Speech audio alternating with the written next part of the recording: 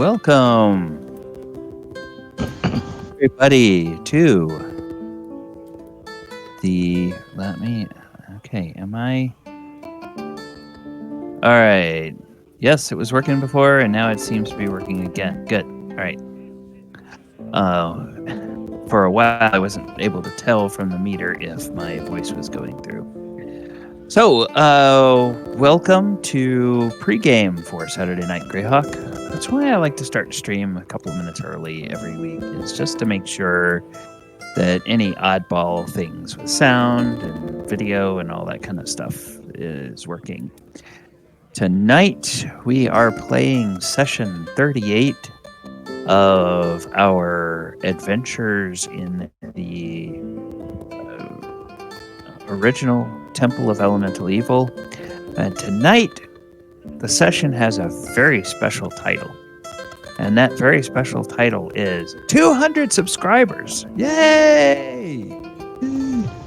As of this week, we hit 200 subscribers on the YouTube channel. Pretty nice. That was good. I noticed in the usage stats in the last month or so, there was starting to be a significant tick up in the number of views over every 28-day period, and the number of hours viewed. The number of views ticked up by, I think, about 50%, and the number of hours viewed ticked up well over 200%. So, for whatever reason, more people have started to watch, and of course, the more people watch, the more people will decide, oh, okay, well, I'll subscribe to this channel because I'll come back and watch more stuff that they have. So that's very cool. Thank you to everybody who has been subscribed there. All right, and players, how are you all doing? How have you been these last few weeks? Doing okay. Good. And I just hit level 5. Yay! All right, I see we have Jason, we have Heather, we have Casca, and we have Bob. So we know with the time shift, sometimes Marcel always has to be up in the middle of the night to play the game, or in the wee hours of the morning. So if he's able to join us, that'll be great. All right. What we will do is we will start by going ahead and recapping what happened last time. I'm going to change our music. We are, as always, listening to Sirenscape, and this particular sound set is called Friendly Tavern, so all of the musicians in the tavern. But when we get to adventuring, we like to go over and we like to have a soundscape that kind of just gives us a nice little ambient background of wandering around inside the dungeon. So it's a much quieter sound set, and every now and then you'll hear little skittering noises in the background, or little echoey things, or sounds almost like little air currents wafting through, but very quiet and very much in the background. So just gives it kind of a feel, almost subconsciously, that you are in there. The last time we were here, you all had been exploring the hallways in the first level underneath the Temple of Elemental Evil, and you had found enough to realize that this is in fact the level of the Earth Cult, and you've pretty much, you feel like, dealt with all of the priests, at least the priests on this level of the Earth Cult. last time you did explore through what was the ruins of a library, and there was a fragment of a book that you found that indicated some sort of trials of Earth and terrors of Earth far below. So, whatever that means.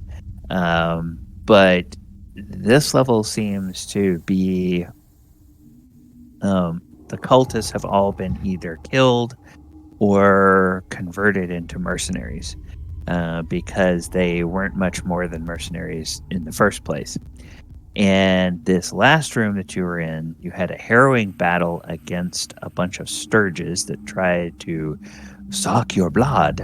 But Blah, blah, blah. yeah, but with some good hits of the strikes of the weapon from Quint and others, some good shooting from Archimedes, and some timely spell casting from Min, you managed to destroy them all. And the one feature of this room that had kind of caught everybody's attention was this big throne in the middle of the room. And so I'm going to reread this description. A partially destroyed stone chair dominates this place. It's hewn of brown marble veined with black and stands near the middle of the north wall. Both arms have been broken off and the seat is chipped, a piece missing from the back, and the whole is fractured. Rubble and broken furniture are strewn about the room. The ceiling overhead is at least 35 feet high, possibly more, lost in the shadows of the supporting arches. The stench of rotting flesh faintly lingers throughout the area, and you know that up there in the rafters, hidden, were where the Stirges were roosting, and your entry into the room disturbed them and brought them out to feed. So, this is what you have discovered. Now that the immediate threat is dealt with, what would you like to do?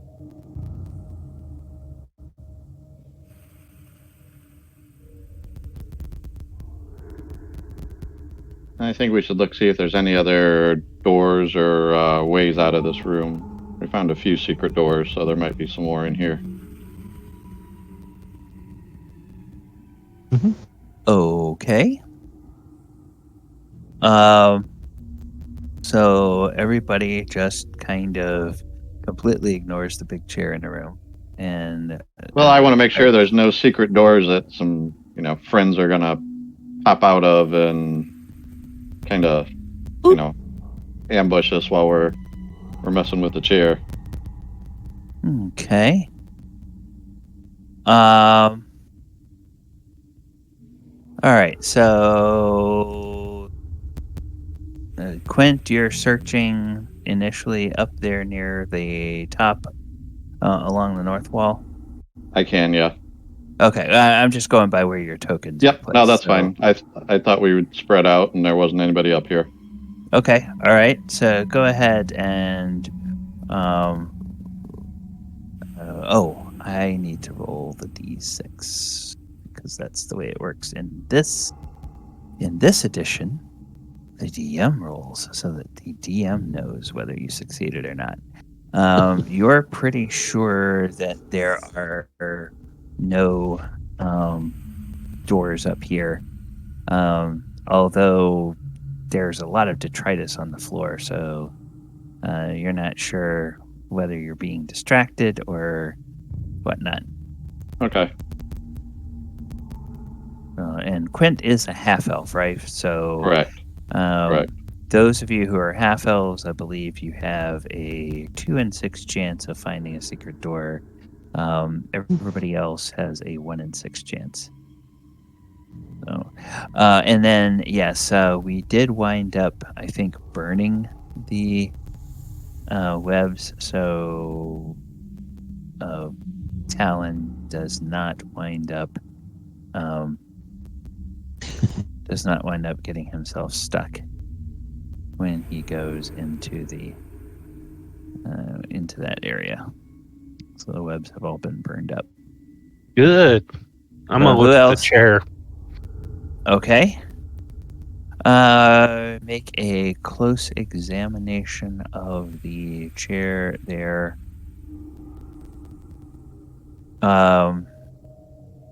You notice, I believe there's Marcel. Welcome, Marcel. Hello. We just are getting started. And we're still in that room where you fought the Stirges, and now everybody's searching around. How's my microphone quality? Your microphone sounds okay. Yeah. Because I'm on my tablet right now. Okay. Yeah. We can hear you just fine. Sounds a little bit tinny, but you're audible and we can understand you without any problem.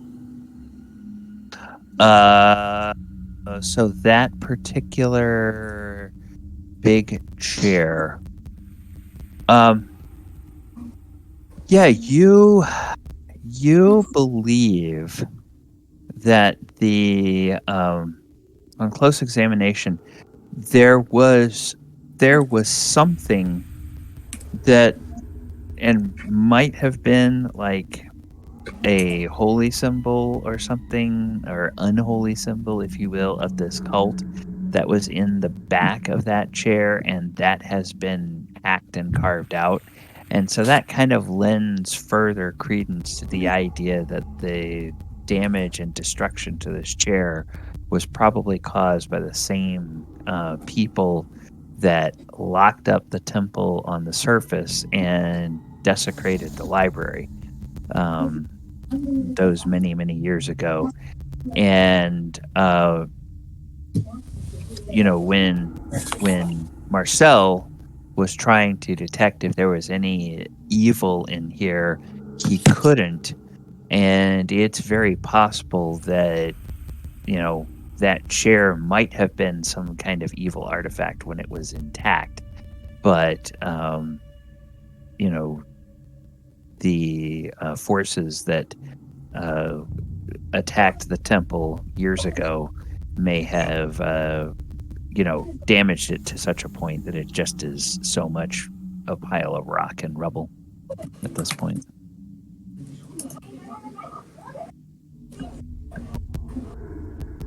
So, where is everybody else searching?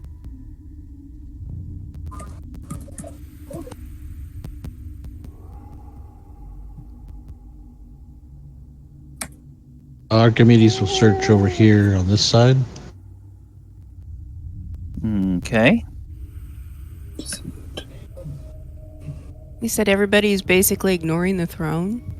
No. Talon just explored it. Okay. He can tell you what he found. Stop that. Min, where are you? I'll go look over stuff with Talon. Okay. I'm gonna sit in the chair. Yeah. Okay. I race you to it. We All right. sitting in each other's laps. All right. So yeah, the chair shifts awkwardly. I mean, like it's a big, huge, several 100-pound stone chair, but the way it has been broken and busted up, it's like, even Min putting her elf weight on it, which is not very much. It's more than Talon as a halfling, but it's, elves are pretty slight. She sits on it and it kind of tips awkwardly, and a couple of the pieces sort of lean crazily at odd angles, and so it's very uncomfortable to sit on that chair. Not to mention it was stone to begin with no cushions, so it wasn't going to be very comfortable. Okay, so that's you guys. Arcturus, what are you? What are you doing?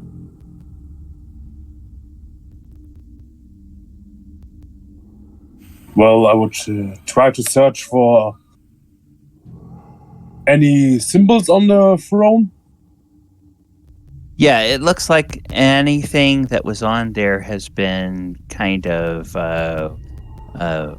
chiseled out and chiseled away, so that there's not really any. Well,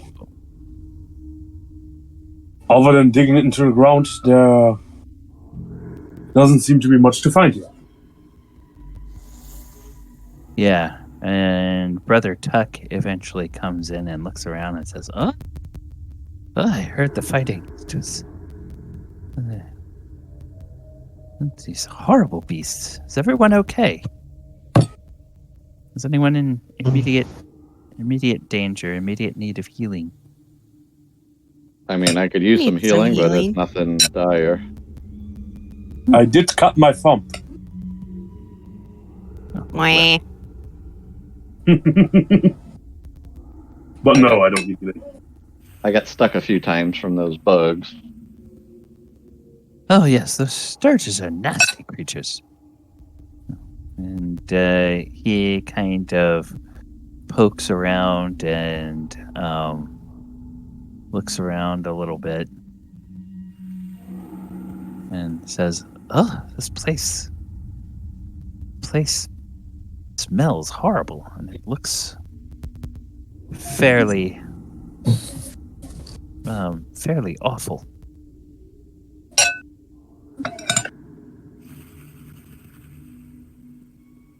After you guys look around, you don't seem to find any secret doors. At least those of you who have said you're looking for them, you don't find any secret doors, and you don't find anything unique about that chair other than its appearance.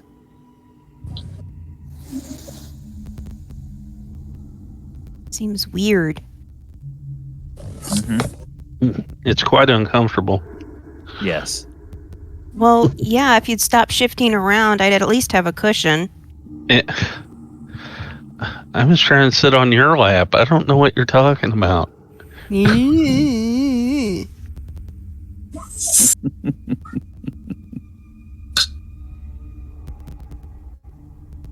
Okay. So what are we going to do next?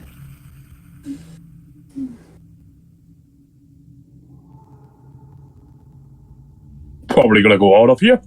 Since there's Did anybody look to see if there was a secret passage under the chair? Secret door? I can try moving the chair if you want to look under it. Sure. Okay. Oh, yes, Quint, you have that belt of, what is it, Stone Giant Stone Strength? Giant. Yep. Okay, so give me a strength check. All right.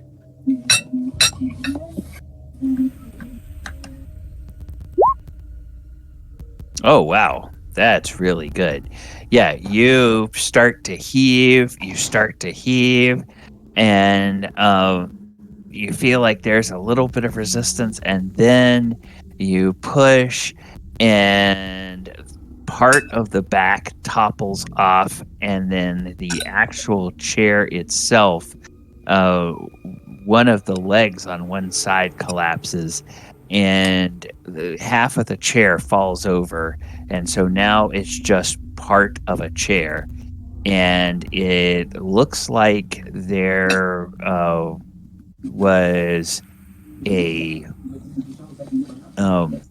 was a stone that had some stone pegs on it that this chair was set into. And it wasn't necessarily exactly anchored, but probably the chair in all, as a single piece, probably weighed somewhere around 1,000 pounds. And, it just kind of was held there in place. But there's no apparent openings or doors or anything, and it obviously wasn't intended to ever move. All right, I'll dust the stone dust off me and kind of clean up a little. You Yeah. broke it. No, it was damaged, but he just basically knocked the loose pieces away from each other is what he did.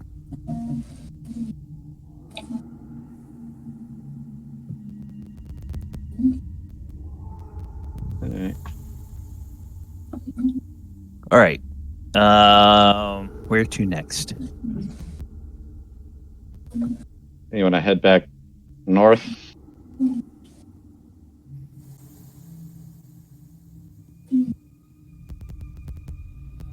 I mean, I guess We go take care of the ghouls on the other side.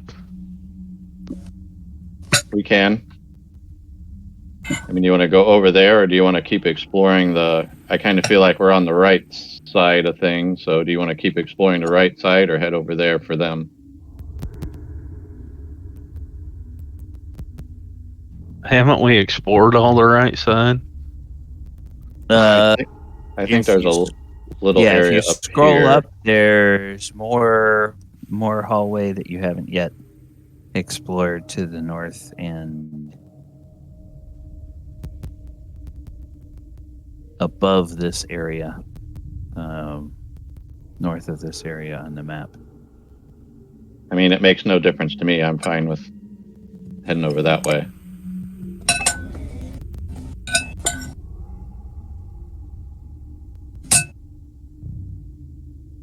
What do you other guys want to do? What does the group want to do? Yeah. I'm okay with either.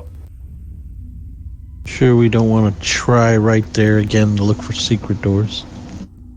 I mean, if our rogue wants to look, he's probably got the best chance. I would think so.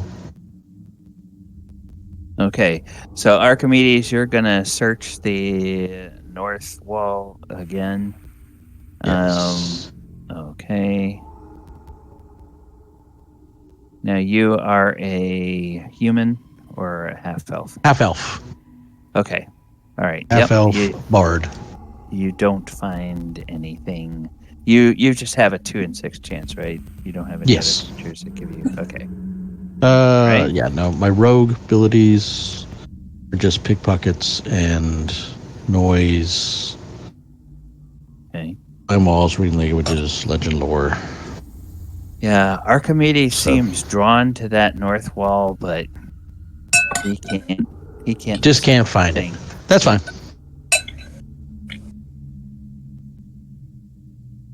Brother Tuck will wander up there and have a look.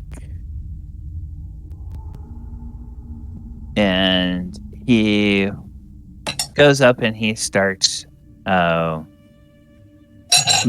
He looks at something and then he says, "Oh, Archimedes, what is this?" And he reaches his hand over to the kind of where the north wall meets this eastern corner. And he rubs his hand down along kind of the edge of that. He says, I almost think I feel a little bit of air right here. And so he looks at it and he begins to poke and prod, and then eventually he finds this little recessed niche that's very cleverly hidden in the design of the wall. And when he sticks his fingers up into that little niche, there's a latch, and the latch will pull, and that latch does in fact reveal What's that? that there is a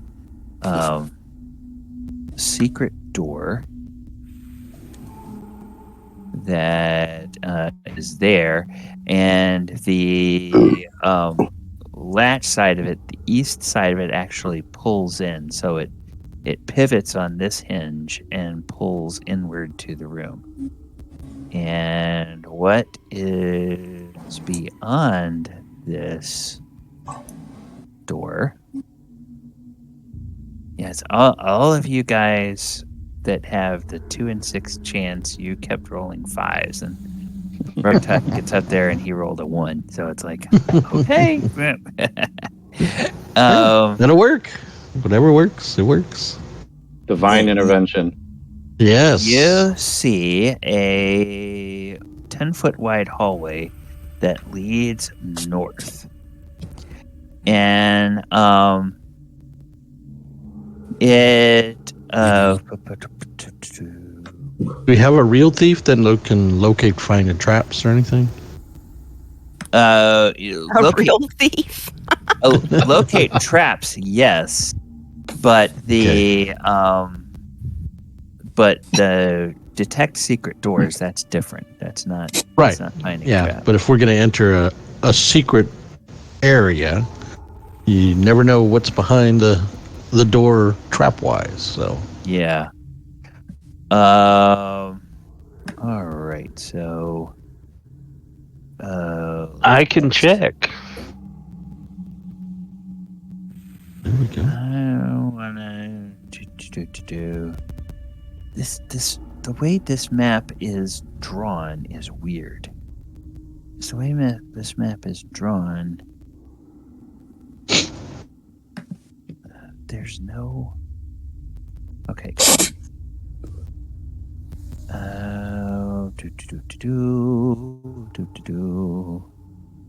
There we go. Oh, yes. Okay. So, you go up here, and there is a curved wall that meets you up there. Whoops, that's not what I want. I want this one.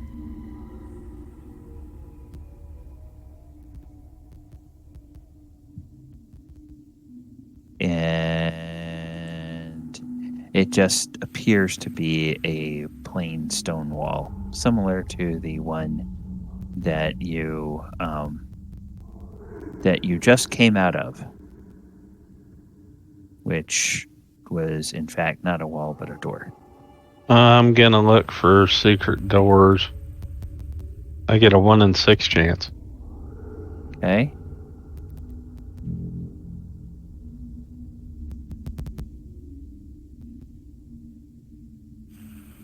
All right, so you do that. And yeah, Talon, you actually, because you noticed a similarity, I actually gave you a better chance this time, but you didn't even need it because you got a 1 as well. And your first try reveals that there is in fact a secret door in this curved wall. And this door appears to open towards you as well. And what you see beyond the wall is you see, okay, so I'm going to do this. All right. There is I should reveal first and then describe.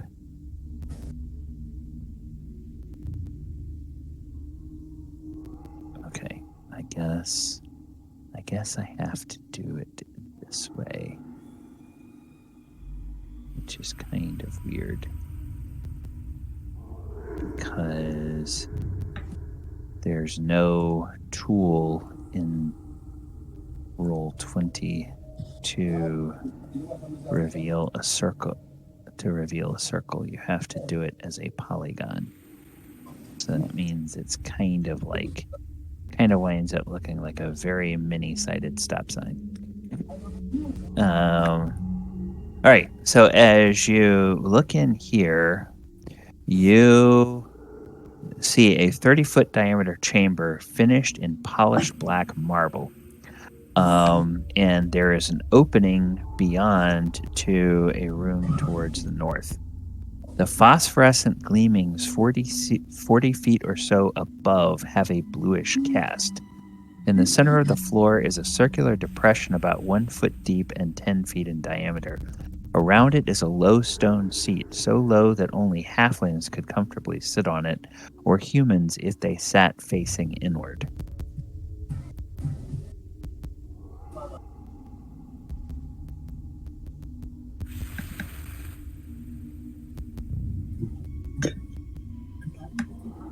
We found a halfling bathhouse. Well, the middle depression is dry. There's nothing. There's nothing in it. There's no. There's no water in there. No water in there.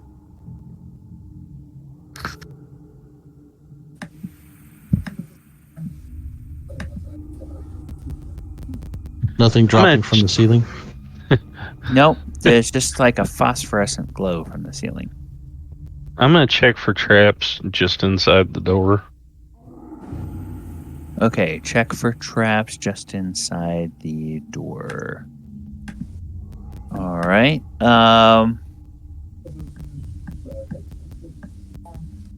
Let's see. What is your chance in there? Let me Talon. And we'll do this. Do find remove traps.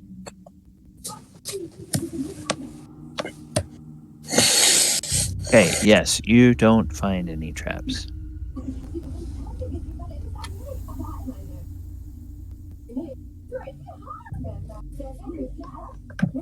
I will step in, see what happens. Okay. You step in and you notice this nice, really shiny marble circular room. The acoustics in here are pretty interesting. And whoever has a TV or radio on, could you either turn that off, turn it down, or keep your mic muted when you're not talking? I'm in a hotel. Yes, I'm going to do that. Okay, all right.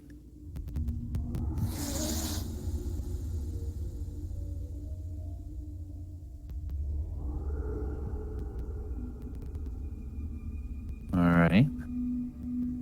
So you go that way, and as you get up this way,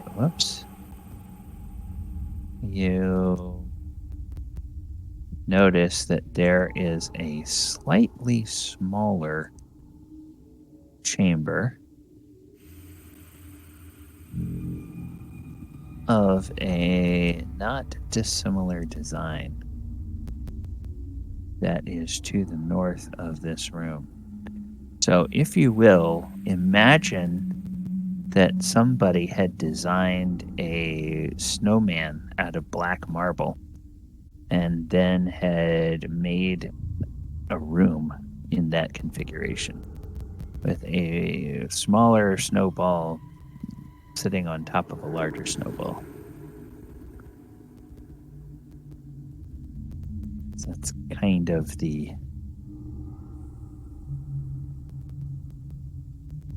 Quint will look around in this little, I don't know what you want to say, the snowman's belly button, and see if there's anything more interesting in there.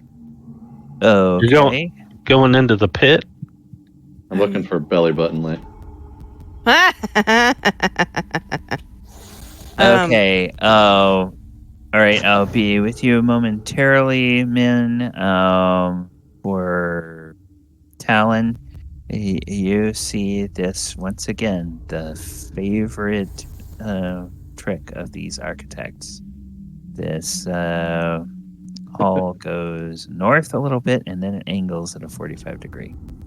But it appears to be more of the same flagstone floor. Now, let me also say this area that you are in here, all the stonework here is black, and this is in the chamber that Talon walked into. The surfaces being polished to a smooth, glossy texture. The domed ceiling, 30 feet overhead, shows phosphorescent gleams, each small dot obviously representing a star, and the combinations making miniature constellations. A broken obsidian altar stands in the center of the chamber. The place is otherwise empty. An arched exit about 7 feet wide and 12 feet tall breaks the smooth curve to the south. Upon the upper archway are carved letters in common, and the letters in common leading to the larger chamber to the south, where the rest of your party is, those say Exalted Chamber of High Augury.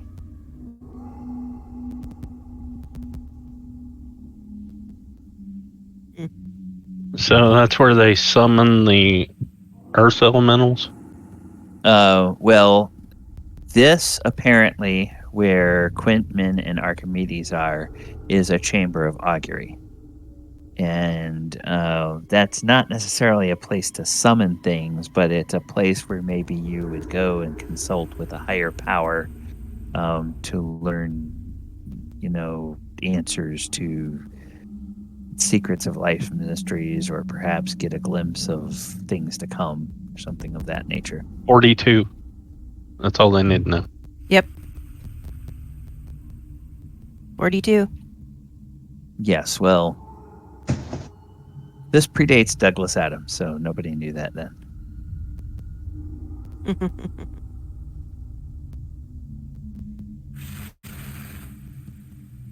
So, Quint, I need to get touch back to base with Quint and with Min. So, Quint, you were looking for Just belly button lint yeah. in the augury chamber. I mean, we didn't really. We just kind of looked over the wall as we walked around. I thought I'd hop over and just see if there's anything worthwhile here. Maybe look up into the constellation, see if I recognize any.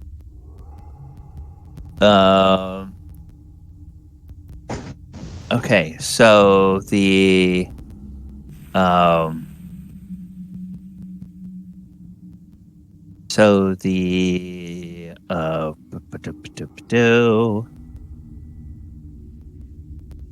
as you are in there, I'm gonna give you a check here. Okay. As you are in there, you notice there's some strange grooves around around this little bench. Okay, so while you notice that, Min, what were you going to do? What did you want to do? I was going to... I just kind of wanted to search to see if there were any levers, whatever. Okay. Kind of thing. Just poking around looking to see if there's any hidden cubbies or whatever. And how deep down is this? It's 1 foot. Okay. And she'll so the low bench sits up about 1 foot higher than this level, and that low bench sits about 2 feet higher than this level. So if you are a human-sized person and you sat on this bench, it would be comfortable sitting if you were facing into the middle of the circle. If you were a halfling sitting on this bench, it would be comfortable if you were facing to the outside of the circle. Okay. So,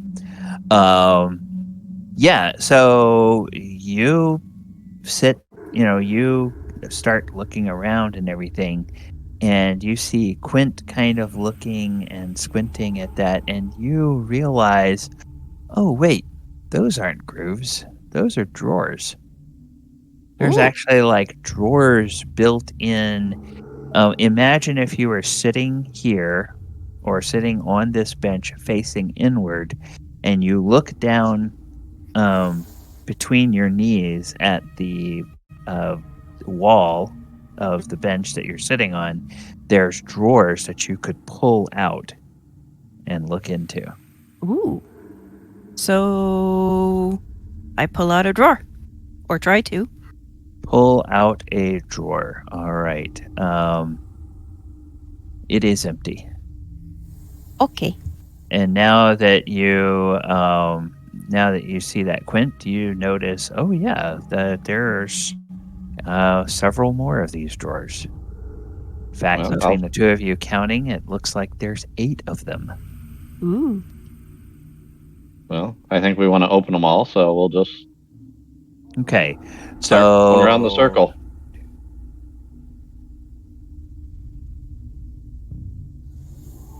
Yes, of course. It always happens. You get all 8 of them opened, and finally, the 8th one that you open contains strange bits of bone, ivory, rock, and wood. They are not random. They seem to be formed into specific shapes. Some of these are shaped like rods, cubes, and cones, and other interesting polyhedral shapes. And they are small enough that you could probably hold a human could probably hold 3 or 4 in the palm of their hand at one time. So you see these in there. What do you do when you notice them?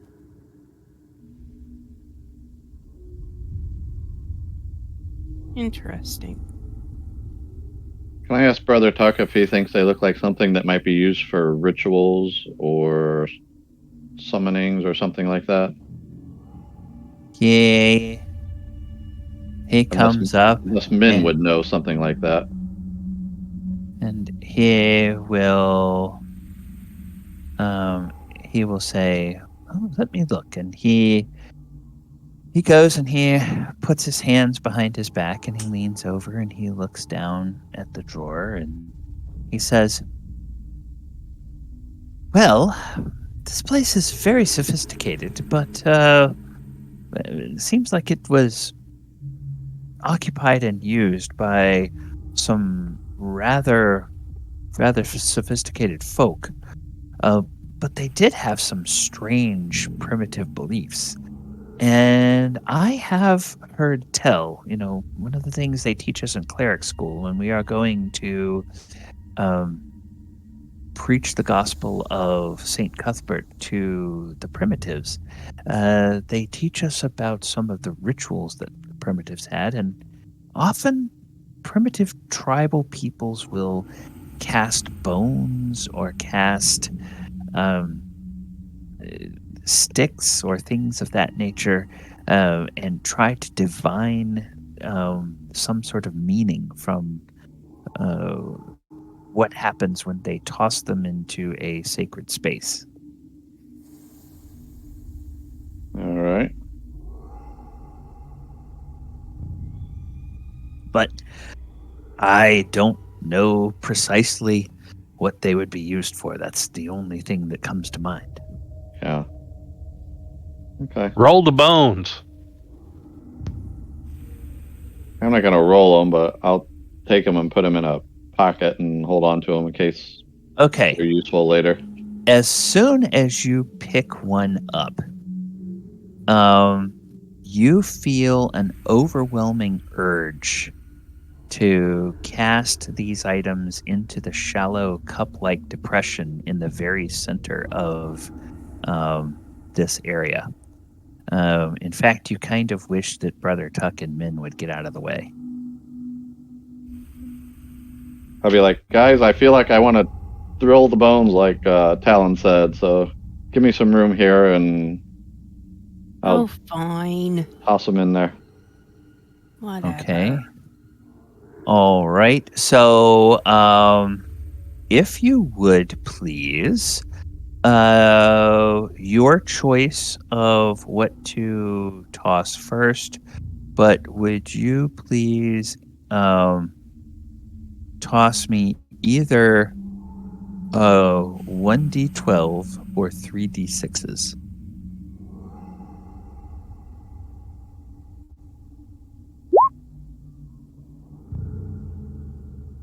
Okay. I don't know if that's good or not. All right.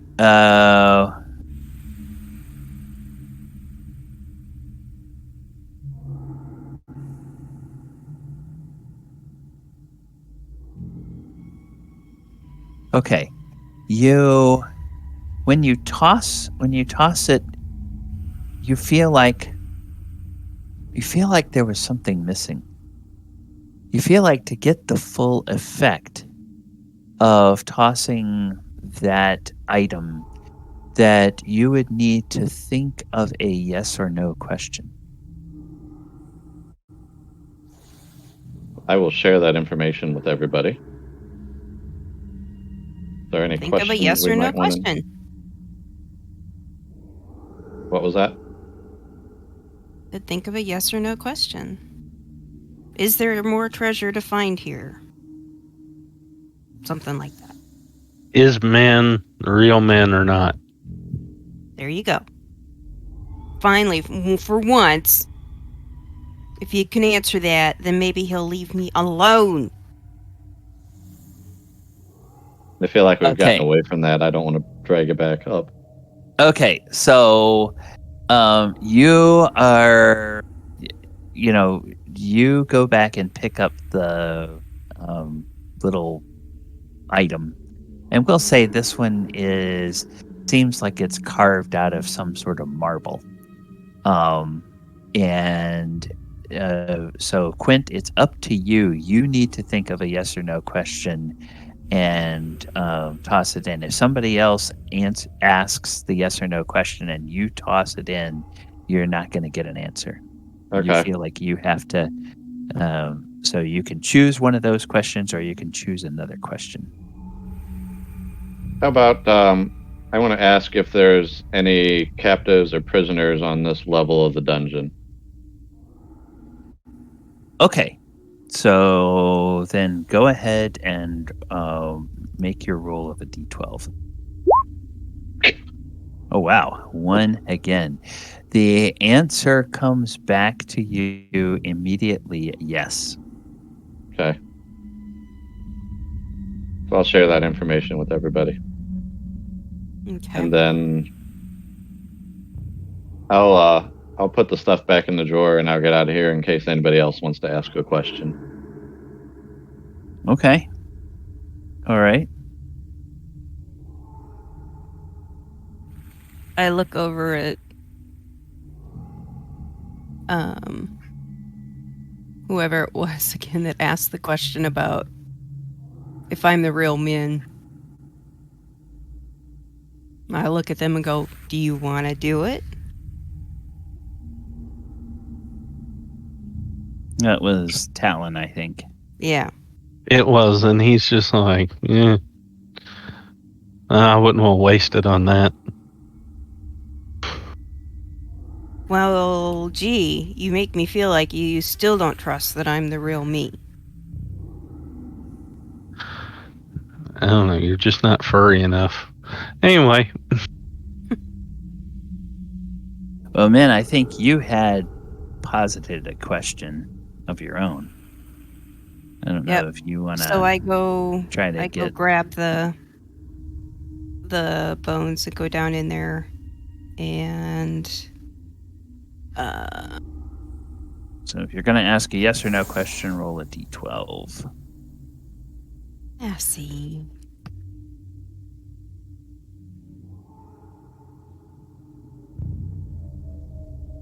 What was your question? Is there more stuff to find? More loot? The Treasure answer immediately comes back, unlikely. Okay.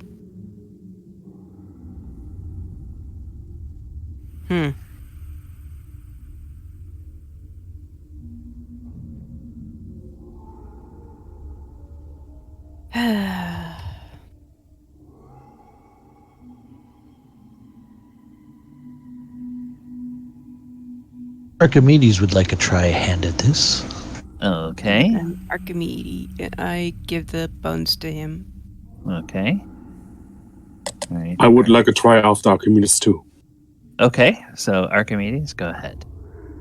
I will ask the question, is evil present in this temple? And roll the dice. Roll the d12.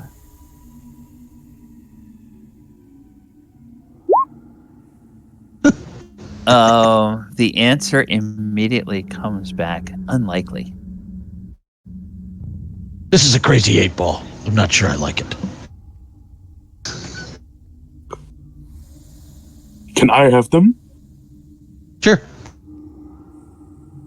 Okay, I want to ask the question. Is Clang Adam the one true god? Okay. And I rolled them.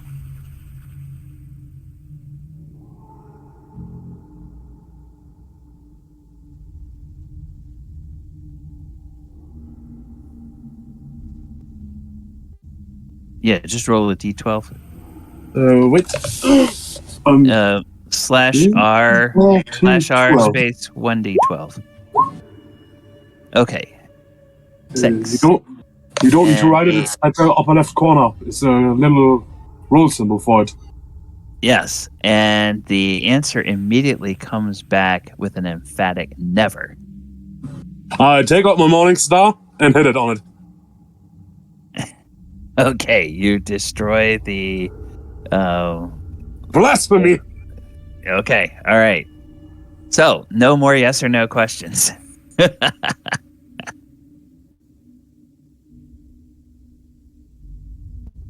Purely evil. But there are... and Brother Tuck gives Arcturus a look, and he kind of smiles and nods. He says, "A good choice, my son." I agree.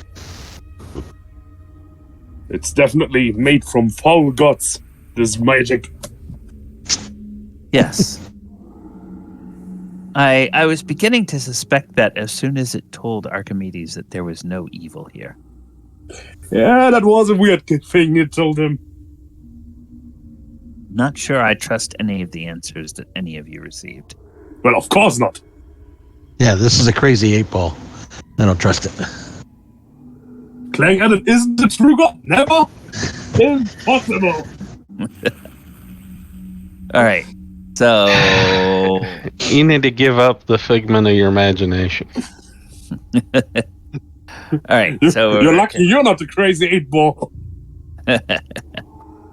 You guys are continuing on north here? Yeah. Yeah. Yes. All right. So let me go over here and we will do this. Of course, these architects are, and they're extremely proud of themselves, as you would expect them to be.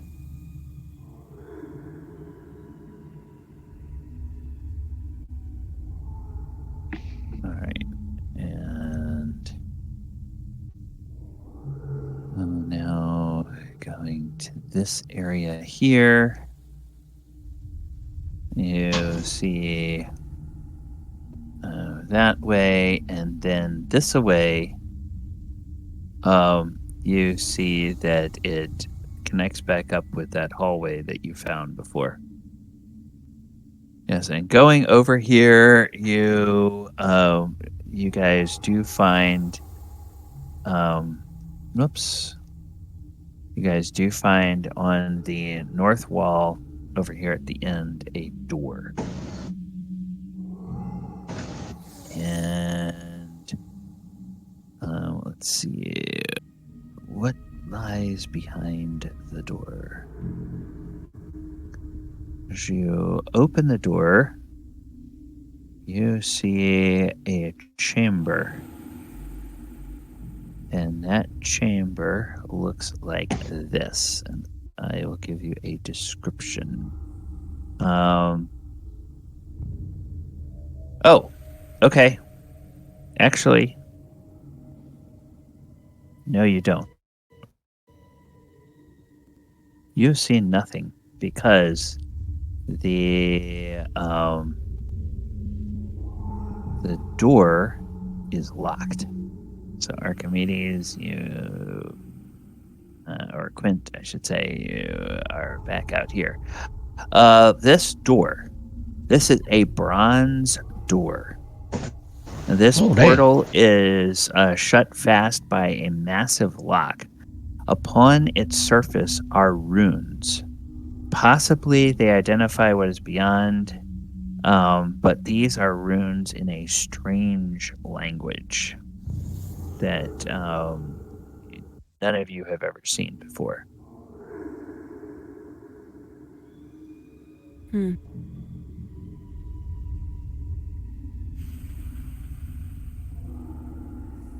So it's probably magically locked, and it would be magic that gets it open, correct? Not sure.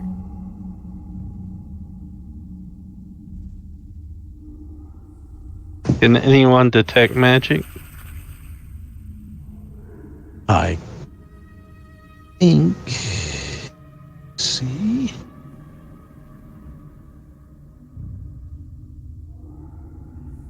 I can detect it.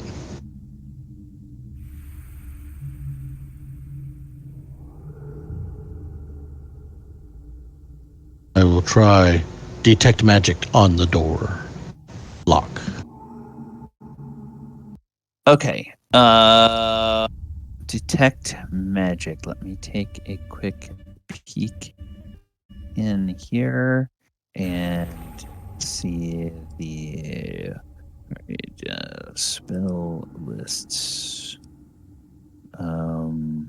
That's a first level spell, right? Detect magic. It is a first level wizard divination, 10 by 60. Yep. Okay. 172 player's handbook. When the detect magic is cast magical radiations that have 10 feet out of 60 intensity magic can be determined. Okay. 10% per caster level chance to recognize certain type of magic that is casting. All right. All right. The door and the lock itself do not radiate magic, but the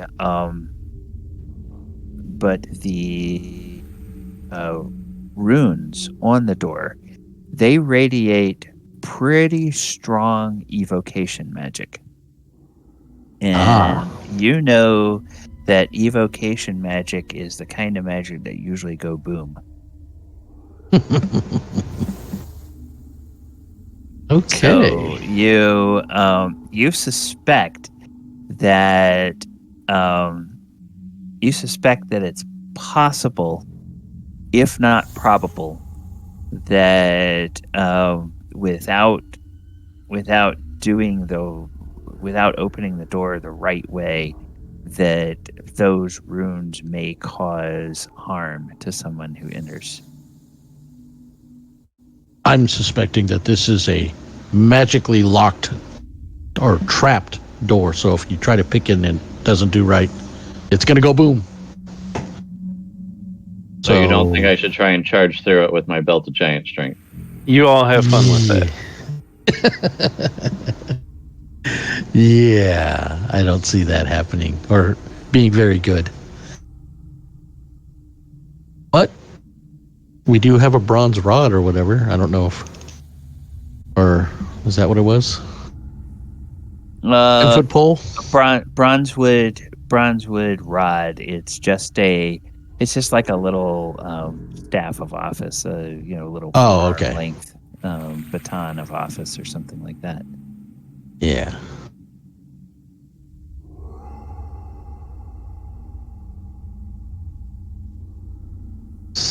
So,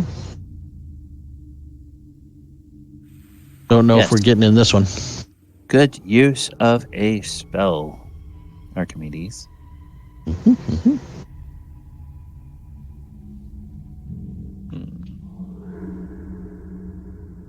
right. So after hearing that report, what does everybody wish to do? I'm going to leave the door alone. I've said my warning. Okay. Yes, and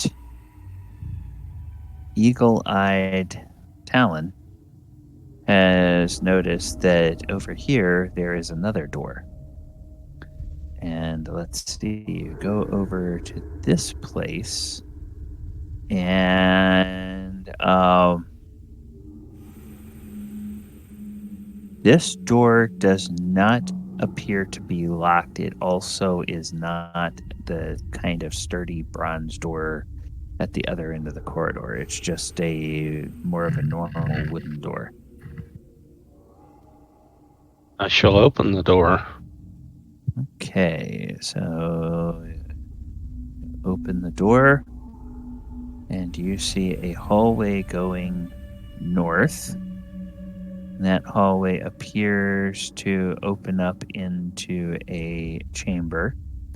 And then almost immediately on the to the east, there is another hallway.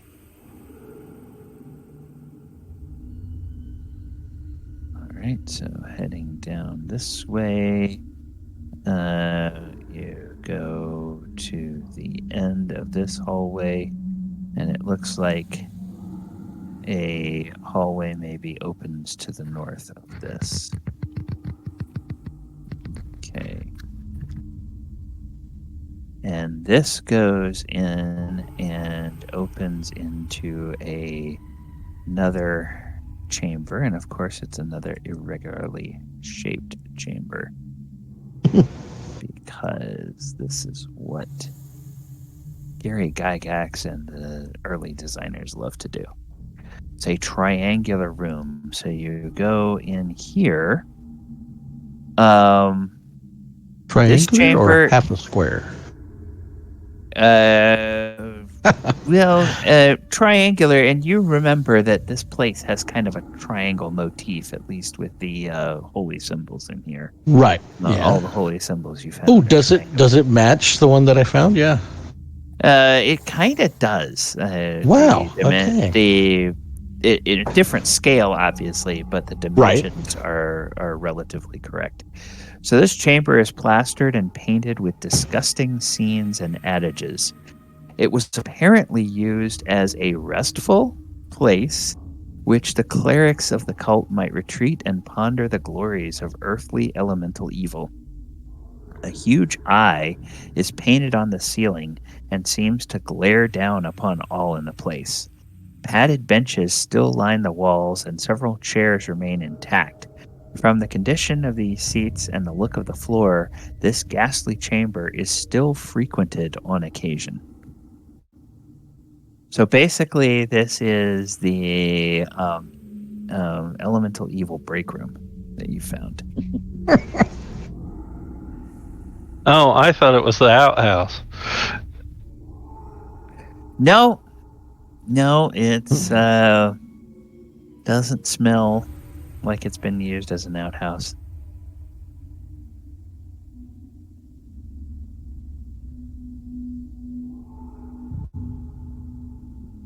Are you guys going to loot the outhouse? Go right ahead. So I start looking around for... Are those benches, or are they like cabinets or something? No, they are like benches, padded benches. Okay. So I start looking around for hiding places for stuff. Okay, you begin looking around. Let's see. You're a half elf, right? Mm-hmm. Okay. Yep. You don't find anything.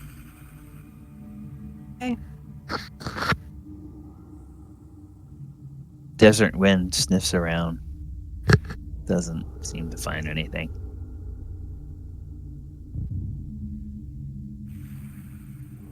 All right. And Talon and Desert Wind trot off to the other end of the hallway. And now this place seems a bit more promising. Because this place looks like it has been ransacked. Let me give you a description. This area was evidently one where strange and potent stuffs were once kept. The place is a welter of smashed flasks, broken pottery vessels, glass shards, all amidst the scattered remains of the contents of these containers, herbs, spices, chemicals, and other strange mixtures and substances that are now unidentifiable. Even the shelves and benches which held these things are now broken and strewn about. The wreckage is total. And it looks like this was probably done by the same people that ransacked the library. Okay. So you're going in here. All right. So who all is going to look around in here? I will. I can go in too. How long do you guys want to spend looking in here? A little bit. Okay. So, we'll say each of you spends nope, not Brother Tuck. Each of you who moves your token into that room can spend a turn. So I think Talon was in there first. So okay, Talon, as you walk around, you there's little things that crush and crackle under your feet, like you're stepping on broken glass. But then at some point you take a step, and there is a noticeable when there's a crunch, your foot kind of noticeably pushes down, like you actually stepped on and broke something that had not previously been broken.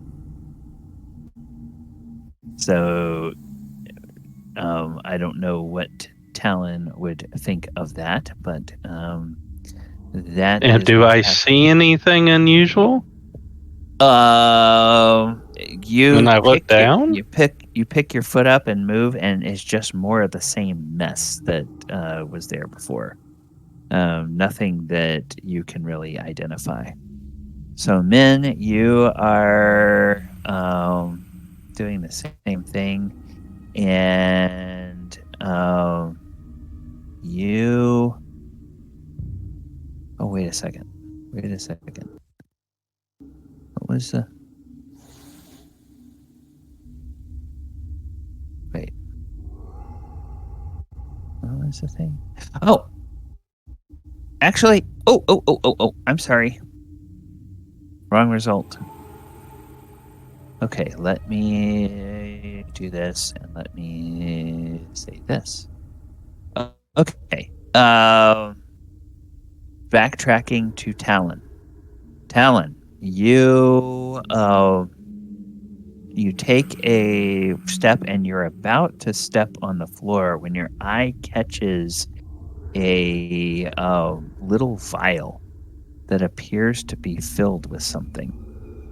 And you stoop down, and you pick it up, and you actually notice that vial is there was something odd about it, but it's actually kind of on a little bag. And you pick up the bag and you open that bag up. It's a little leather bag. And inside that bag is a tiny amber rod. And you would guesstimate that amber rod is worth about 25 gold pieces. So let's do this. Let's say storage area, bag with one. Whoops. With one amber rod, with one tiny amber rod, 25 GP value. I tell everybody, hey, you better watch where you're stepping. I found this this vial in this bag, and I almost stepped on it. Okay. And Min, likewise, you are about to step somewhere when something catches your eye. And the thing that catches your eye is a small tin box. And this tin box is has a lid that you can easily pull off of it. And when you do, a pungent odor strikes your nose, and that is the odor of saffron. And it has yellow saffron powder. And there's probably about 5 gold pieces worth of saffron powder in there. So, tin box with saffron powder. We're having saffron rice tonight, everyone.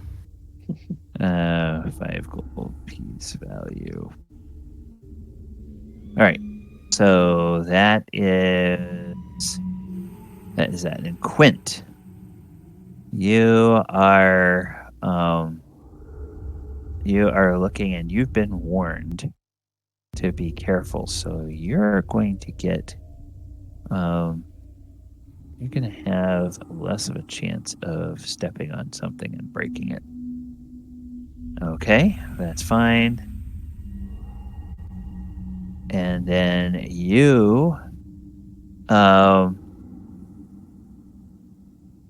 actually see a little glass tube.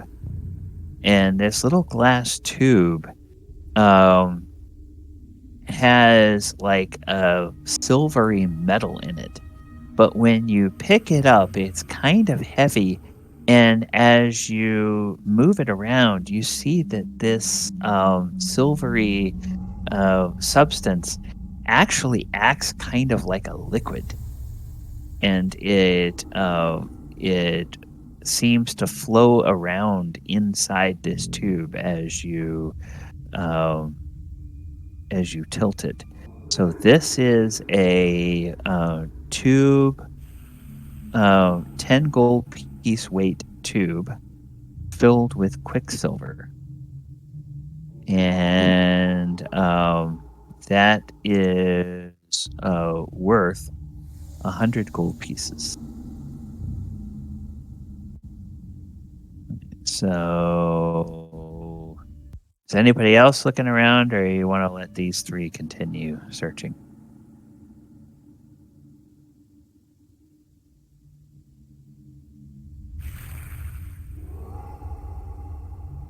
You.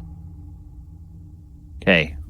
If nobody speaks up, I'm going to presume that they're letting Talon and Quint and Min continue searching. So, Talon, we're back to you. Whoops. All right, so you discover a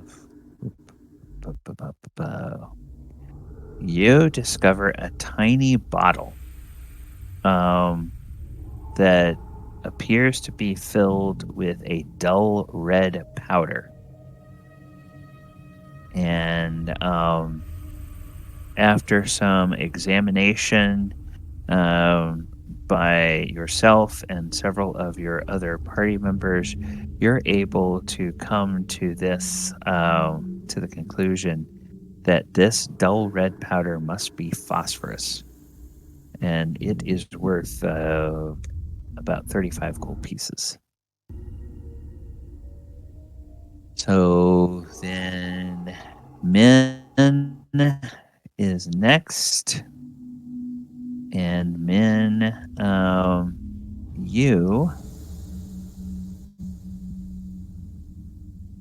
you find a stoppered vial that has sparkling red powder. And and you begin to tilt it and everything, and you realize that it's not powder, it's tiny crystals. And these are, tiny pulverized crystals of something that is red and very, very sparkly. And you examine it, and your colleagues examine it. And after a while, you come to realize that what you have discovered is you have discovered a stoppered vial filled with ground ruby. And that is worth quite a bit of money. You all would estimate that's worth around 1,000 gold pieces. So you have about 1,000 gold pieces worth of ground ruby. Wow. In case you need. Then Quint is also in here. So Quint, you avoid stepping on anything. And you find a small bottle that is filled with yellow powder. Now, the tin box had a yellow powder, and it definitely smelled like saffron. But this bottle, you unstopper it, and your nose wrinkles because it smells like rotten egg. Because what you have found is you have found a small bottle filled with pure sulfur. And sulfur is a useful ingredient for some of them spellcaster types, but it doesn't smell great. Right, so who did I see Arcturus come in here? Are you going to search as well, Arcturus? I'm only searching for a sword. I know there's a sword somewhere lost in these ruins, and I will find it. Okay. Yeah, standing there and looking, there is nothing large enough to be a sword or a scabbard anywhere, and everything has been just shattered and broken into tiny little pieces. So unless you want to carefully poke around for the little things, you probably would quickly lose interest in looking around here. If something doesn't catch my eye, I will just not look. Okay. All right. I am on the search for a sword. A reliquary, nothing else. All right. And evil. I'm also in the search for evil. I'm going to cast try to detect evil somewhere there. Okay. Yeah. As you look around, nothing in here actually seems to be evil. This seems to be kind of, again, like a storeroom. Are you sure? There's min between those things. Nope.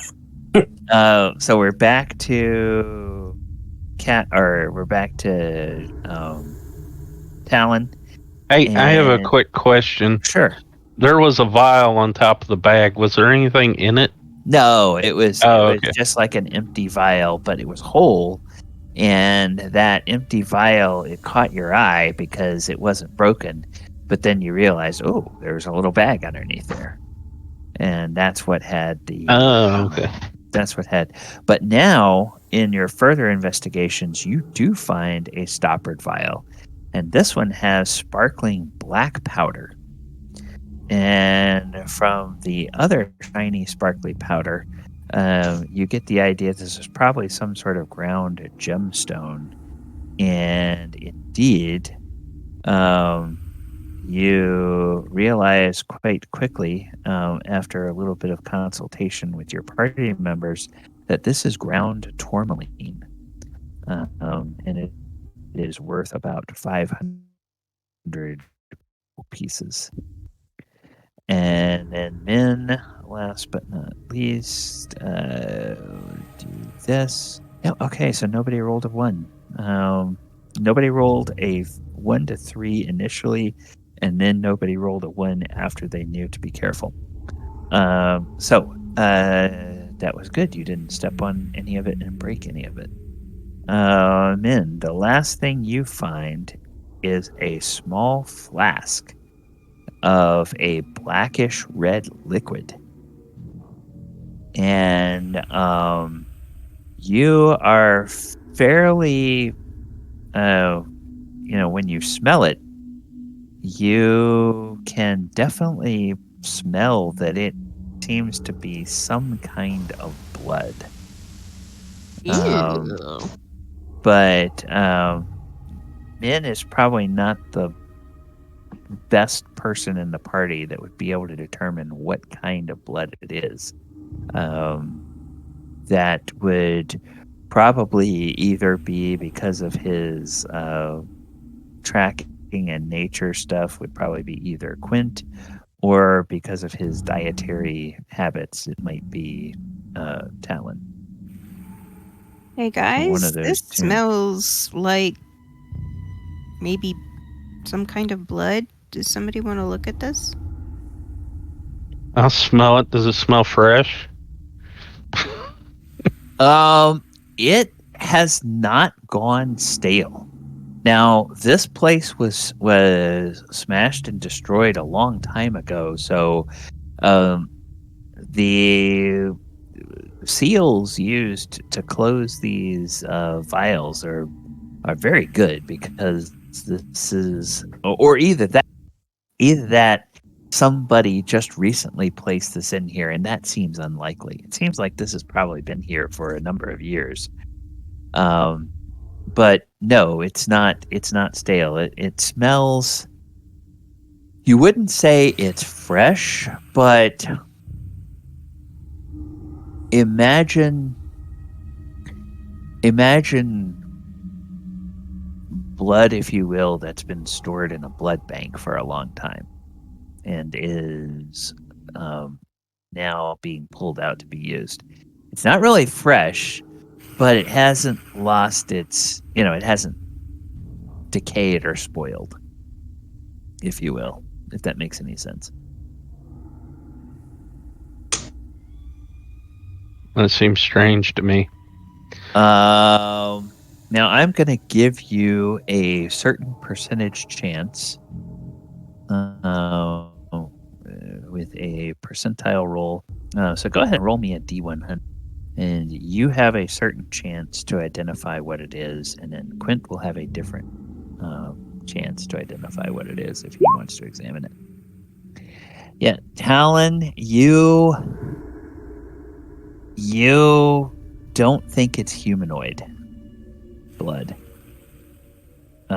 It's probably the blood of some kind of natural creature, but you don't think it's the blood of any kind of humanoid. I'll take a look at it, see if I can help him out any. Okay. All right. Now, Talon will tell you he doesn't think it's humanoid, so that's going to adjust your percentage chance. So go ahead and roll a D100. Okay, yeah, you got what I was going to give. You got under the number I was going to give you in the first place. So, yes, you look at it. There was a time when you were younger that you had to help a shepherd who had lost a couple of lambs from their flock, and you had to figure out what was doing it. Quickly you realized it was a natural predator, and then you tracked it, and you were hoping to use some of your nature senses to reason with the creature, but you realized it was a bloodthirsty hunter, and you wound up having to slay the creature, and the creature you slew was a lion. And this is definitely lion's blood. So you have found a small flask that is filled with lion's blood, and it's worth about 10 gold pieces. Now, men, you know that there are some rituals cast by some wizards that delve into blood magic that require vials of blood. You would imagine that something like the blood of a lion might let you do something like control a lion or summon a lion or something of that nature. But none of the summoning magic that you have ever heard about or that is taught by people where you learn magic requires blood. It's done by other means of pulling creatures in from either parallel planes of existence or bringing them in from celestial or abyssal or whatever areas. Okay. Doesn't require actually destroying a creature in order to then later summon it. Okay. So, yeah, and you continue looking around and you don't find any more that's intact. So that's all that there was in there. And there were 8 objects, and you guys found all. All right.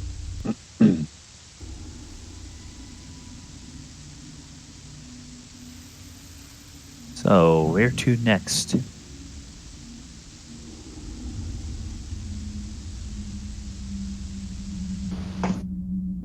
Unless anybody wants to go back and try that door again. Yeah, from what Archimedes was saying, that's probably going to require some sort of Key. magic to overcome or disable whatever that ward is that's on the door. He's pretty sure that the evocation magic, it's something that would go boom if you tried to open the door improperly. Yeah. And if you can't deal with that, definitely now from where you guys are here, you can see that this hallway goes north, and it has a very odd pattern in it. There are triangles of yellow marble inset into the floor, and the floor gradually and steadily rises as you go this direction.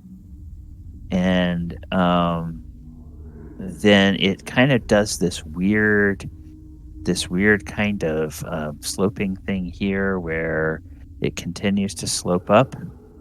And then there is this slope here that actually opens into what you can tell is a much larger area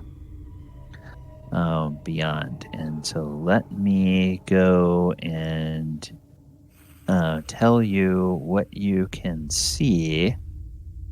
Let me tell you what you can see as you begin to look at this. I will give you part of this as a chamber that you're able to look at. All right. So, what you can see here is you can see this great open area is obviously the one in which the principle of elemental evil of Earth is served. The walls are rough-hewn sandstone, but the entire floor is dark brown earth. Some sort of phosphorescent lichen provides a dim illumination throughout the vast area. It grows on walls and ceilings, support, and arches. Cressets and wall sconces indicate that during the ceremonies, other light sources are used. In the center of the room, occupying a 20-foot square area, is a pyramid of hard-packed dirt. The sides rise about 6 feet, and the top is flat, forming an area of about 6 feet square. Stone steps are set in the four faces of the pyramid. Atop it is a stone column, each of its four faces bearing a carved triangle and sporting a pair of bronze manacles dangling from bolted rings.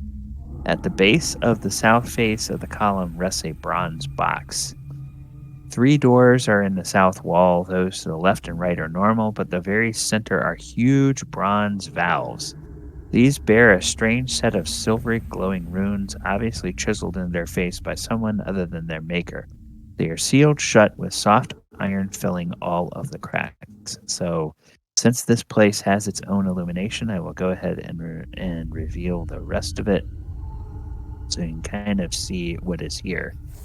And if the description sounds familiar, when you take a look at these doors in the center, they remind you, they look like they have exactly the same kinds of chains and runes on them as the doors on the outside of the surface temple. So you would guess that it was the people that came here, in the past with Rufus and Byrne and Mordenkainen and the others that actually put the wards on those doors. But as it says, the doors here and the door here are not are just kind of normal. So that is the area that you see. And as it turns out, we are at the top of the hour. So while you guys decide what you want to do about this place, let's go ahead and take our break. Viewers, thank you guys so much for joining us this evening. I am going to go ahead and move us back to our pregame slate, and I am going to bring the music up, and we will. I'll put the timer on for about 10 minutes, and I'm going to grab something to drink. You players, you're welcome to stay here in this channel and chat and discuss, or you can go to the off-stream channel if you wish. All right, music is up. I am going to mute. I will be back in a few minutes.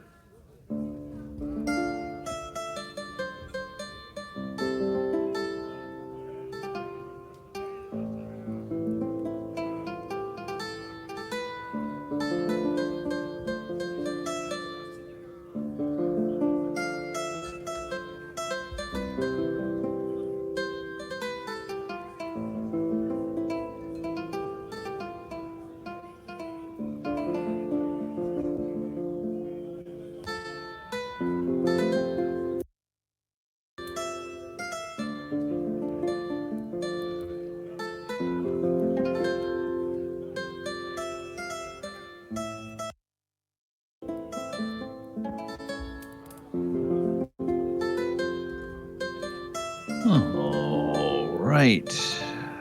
Getting the boat back ready. Yeah, thank you, viewers, and thank you for joining us this evening. This is the old D&D rules, going back to 2nd edition.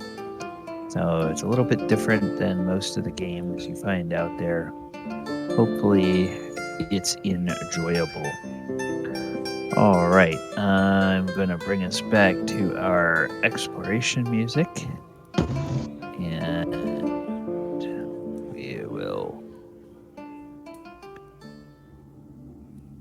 we will see what's going on here. All right, so you guys just got to where you could step in or see into this room. And I'm curious what you would like to do.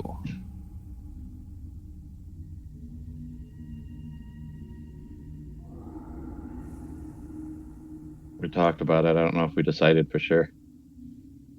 Okay. No, yeah, because it wasn't a party thing. So, but yeah, my Archimedes would just want to, if we're going to go around the room or go through the room. That's all he would want to do is just use the room as a passage or go all the way around it.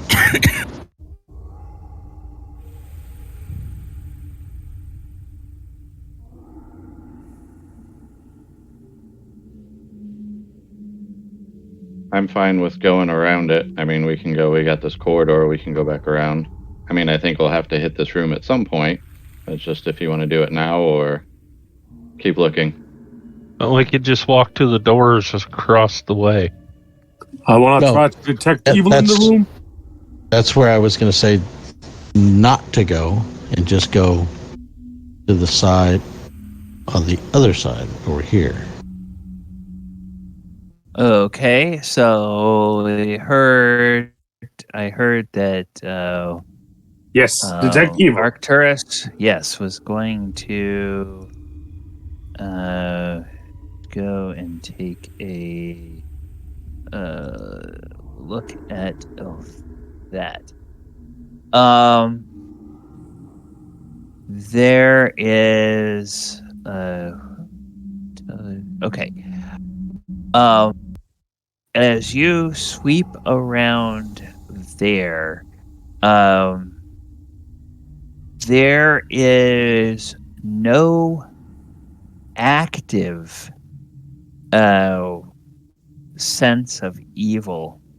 However, as your gaze passes across this post that has the hooks and the manacles on it, that platform kind of has an echo of evil, as though great evil has been done there. And enough great evil that it's kind of permeated into the into that post and those manacles. Well, I can at least tell you guys that this altar has been used by a lot of evil wizards.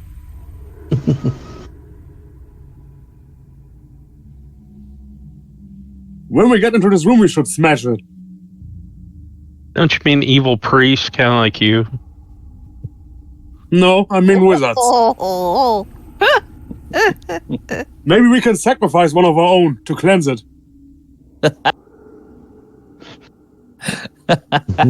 Boy, how his goodly virtue goes away very quickly. Oh no, I am righteous. I will slay you in combat, no problem. Righteous. You'll get a death worthy of Klingaden in a fight against this Paladin. I heard, please slice my head off. All right, so okay. Let's bury the headset, preferably in your chest. Wow, Talon. that really escalated fast.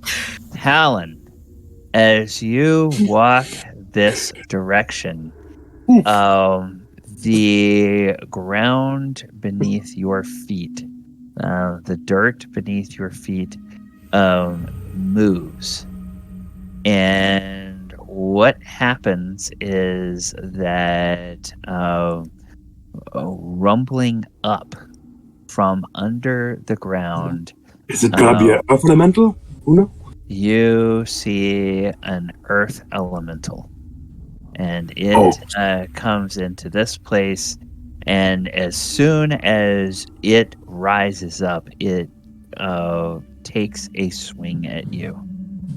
So it is going to get essentially a surprise attack against Talon.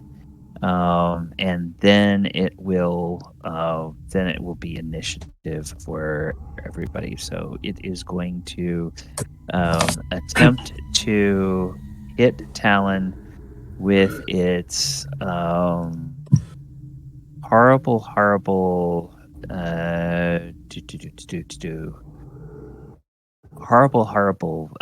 rocky fists, and it takes a swing. They don't sound too horrible. Ooh, and it hits an armor class -3. Well, that definitely hits me. Okay. Would have even hit me. And it has a big, huge, rocky, powerful fist. And deals 20 damage with one smite.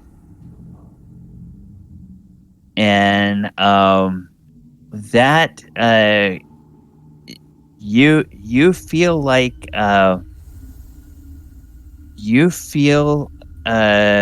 Talon, like it kind of grazed you when it hit you. That it didn't really get a good solid punch, but with that it deals 20 damage. And then let's see. We can then have everybody go ahead and roll initiative. Roll initiative against the monster which almost wanted someone.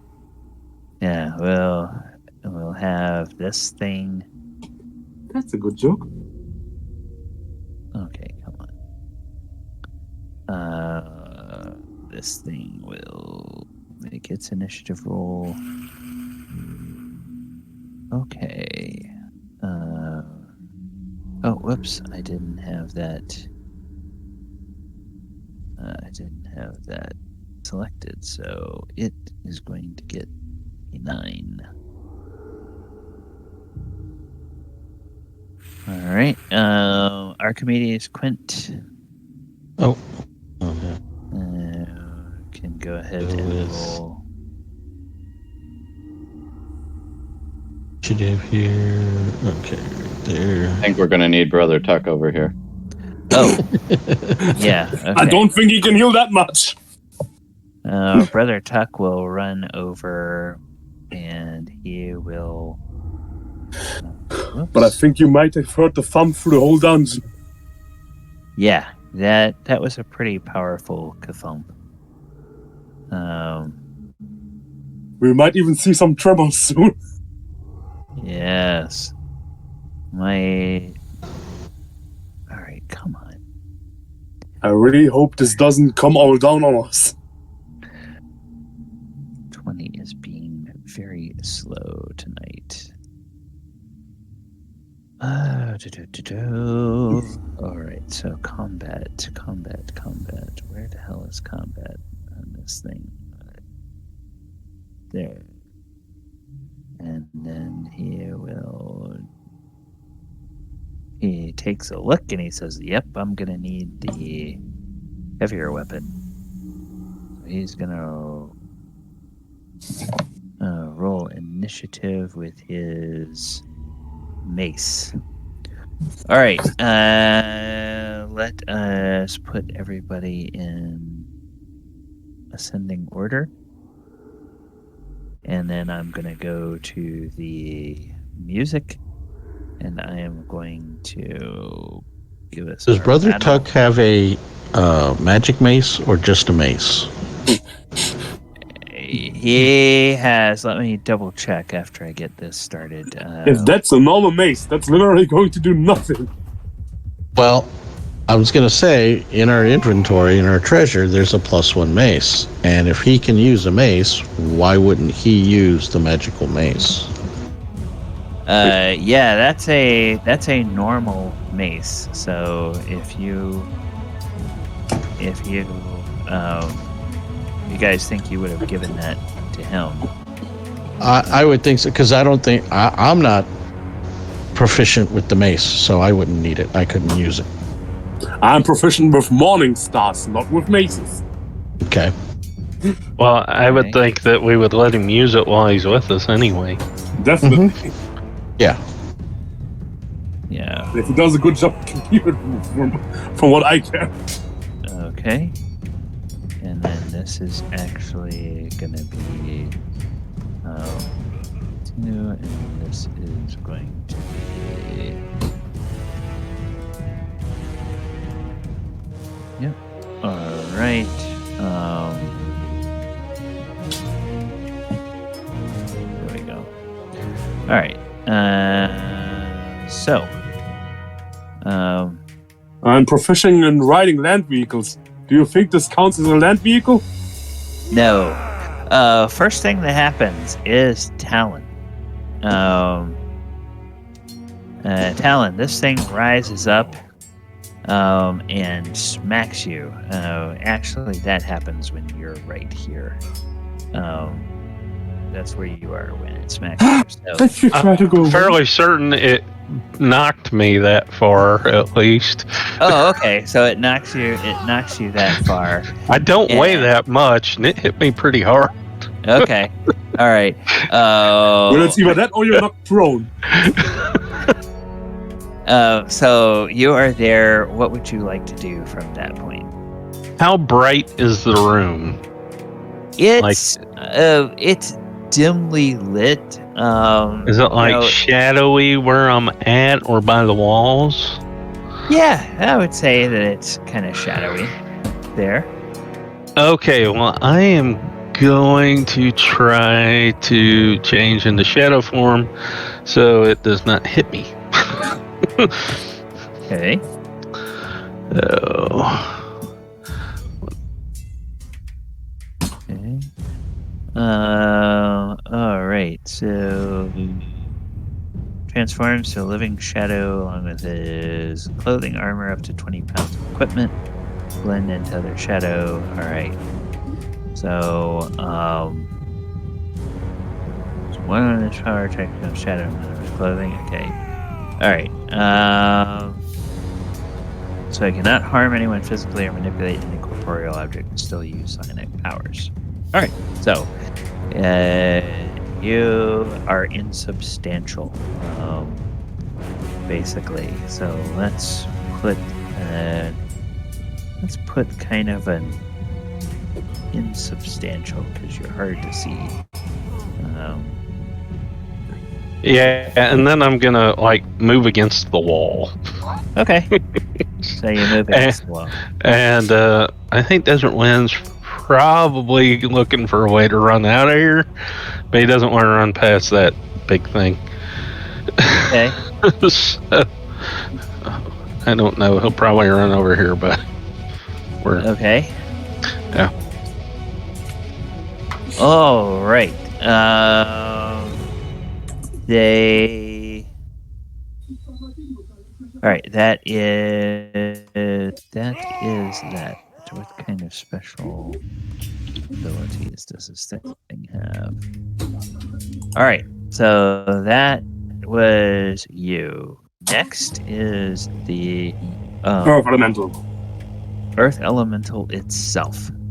Now, this Earth Elemental, as Talon and Desert Wind move away from it, it seems to kind of lose interest in them, and it turns and it stalks over here. So it's right in front of both Min and Arcturus. Adam, protect me. So it looks at the two of you and 2 tempting targets. We're gonna roll a d20 here. Arcturus, call high or low.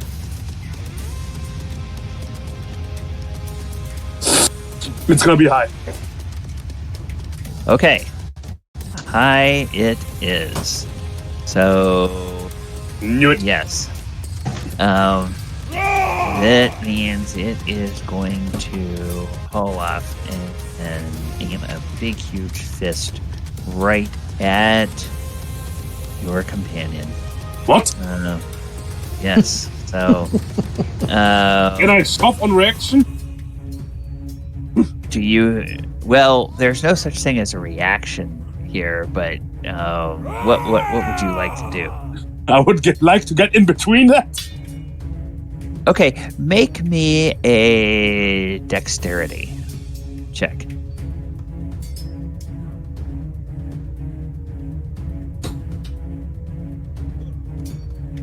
Wait, it's loading. It's a bit slow. Yeah. It's been slow for me tonight, too. Attribute dexterity. Oh, you succeed. So, Min sees this big earth elemental ball up a fist, and its visage, it doesn't really have a proper face, but its vision seems to lock in on Min, and this big stone-like growth that looks like a fist rears back, and it begins to move toward her, and Arcturus just sort of gets right in the way and shoves Min back, and gets in the way of this strike. And so that is... Let's just hope I don't get crushed now. Oh my goodness! Armor class -11. Just barely. Yeah. Very close one. Yes, this thing has a very low THAC0. This thing. I don't think there's anything it wouldn't have hit. And so then it deals 14 points of damage. Just a flesh wound. So Barely. That's yeah. right. It kind of puts... I'm below half of. Yeah, it puts a dent into Arcturus's armor with that blow. And Min... a little dent. Yeah. I don't know how Min would react to that, but that sounded like it hurt. She's like, no! Okay. And then, Min, you are up next. I'm sounding like a can that's being crushed beneath a foot. Squish.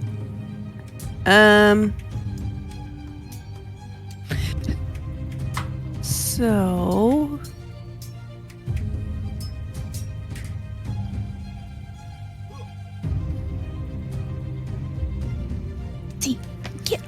Sorry. I was just about ready to click on something and my cat just stepped on my keyboard.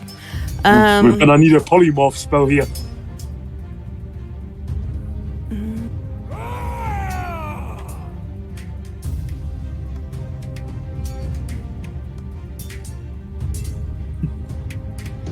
So okay. What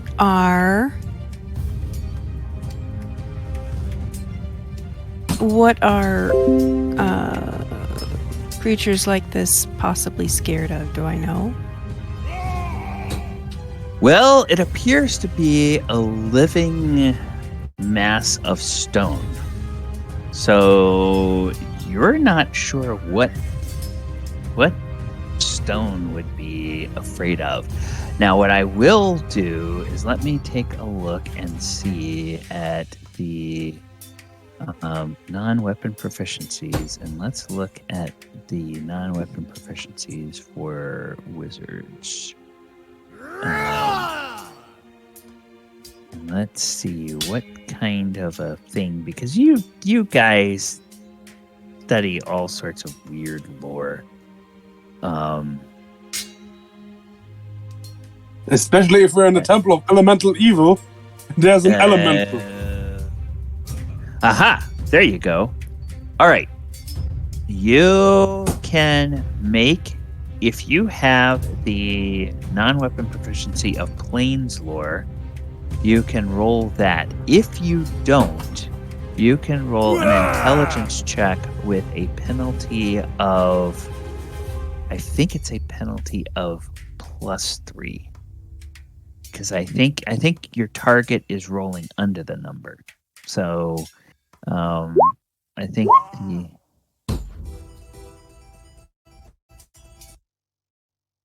Oh, well, that was obviously incorrect. So Yeah. you put a +3. So a -3 would have still been well below a 16. So you succeeded. All right. So then now we know that minuses do work the right way. All right. Let me take a quick peek at this thing.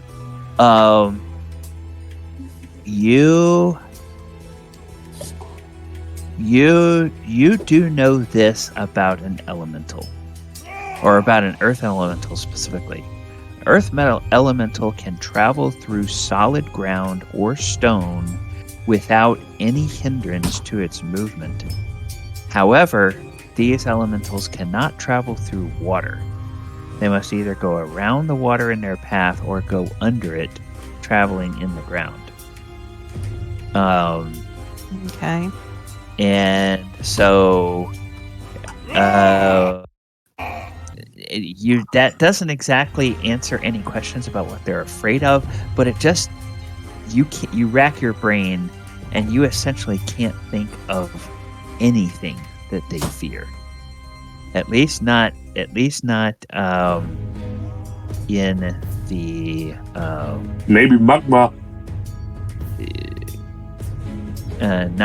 Not in this plane. Now, to get them on their own plane, there's probably things that would eat them, but here. Okay. Enter magic field. So I would like to try and cast sleep on him. You would like to try to cast sleep on them. Because he's considered a monster, right? Oh, yeah, he's a monster. He's All right. a monster, all right. All right, so go ahead and... Yeah.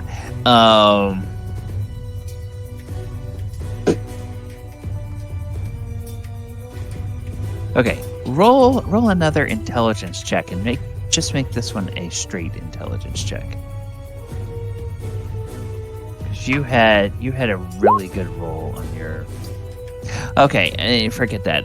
You had a really good roll on your first intelligence check. I'm just gonna say that you know from the way you learned your spell, you know that monsters that are of a certain toughness or higher are completely unaffected by sleep, and you know that a monster like this just if sleep wouldn't do anything to it. So don't mark off the spell. It would be a wasted spell. For hit dice +3. Yeah, it stands in it, and that thing has at least 10 hit dice, I think.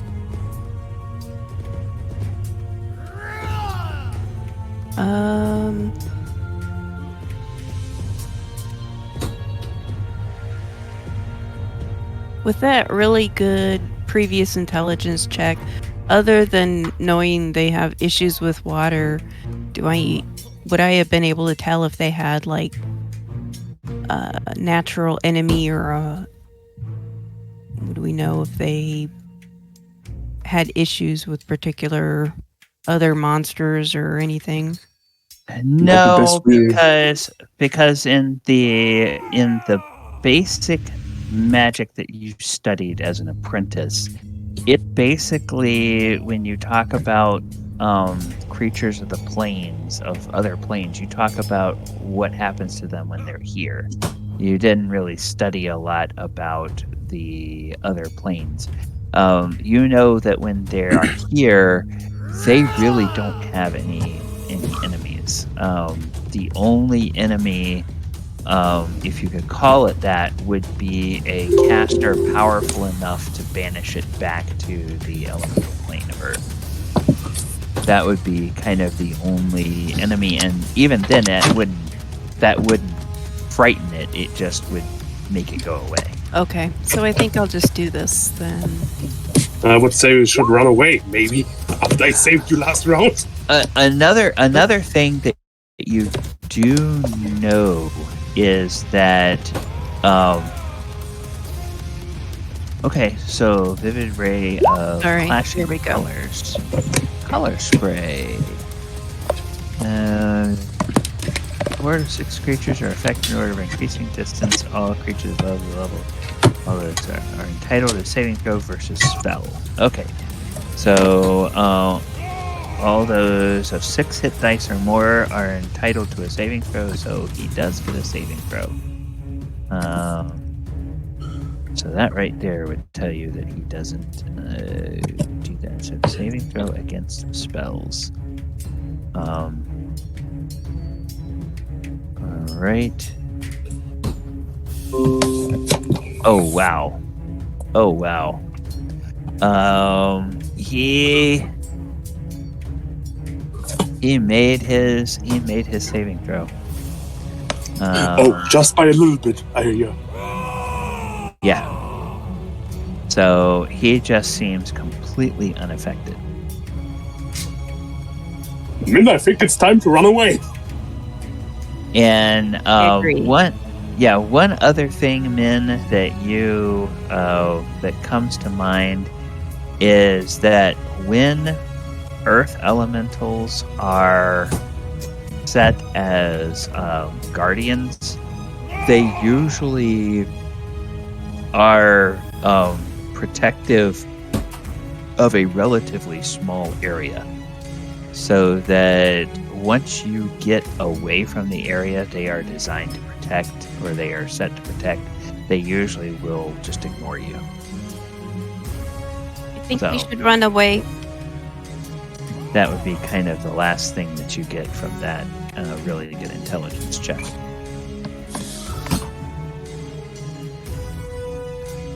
Okay. All right, so that was Min. Spell and kind of fizzled. Quint.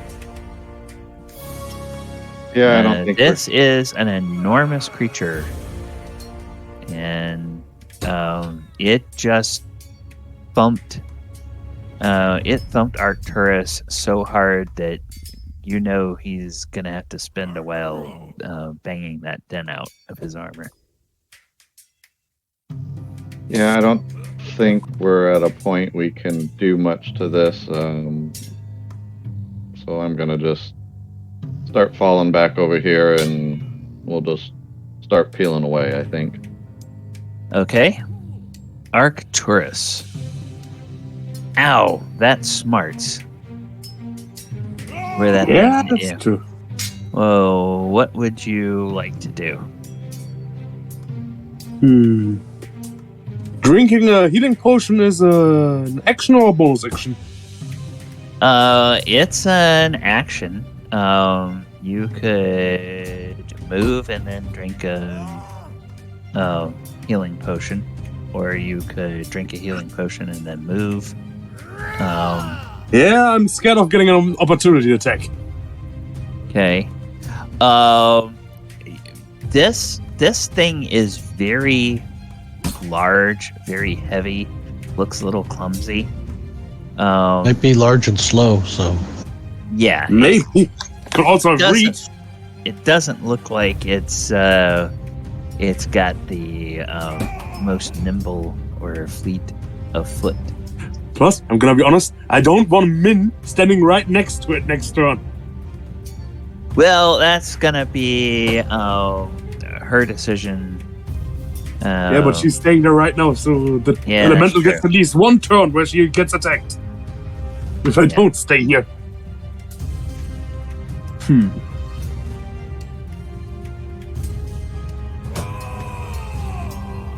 Not unless you can pick me up and run. I can do that. At least I can do that in 5e. I don't know how the grapple rules are here are. Well, I would say she's a willing creature, so it would slow your movement a little bit, but you could probably run with her. What is your normal speed, Arcturus? 30. Okay, so that's in 5e it gets half. No. In second edition, what is your speed? There's no 30. It's usually like no idea. Okay, so where do I look that? Let's take a That's going to be under traits. Yep.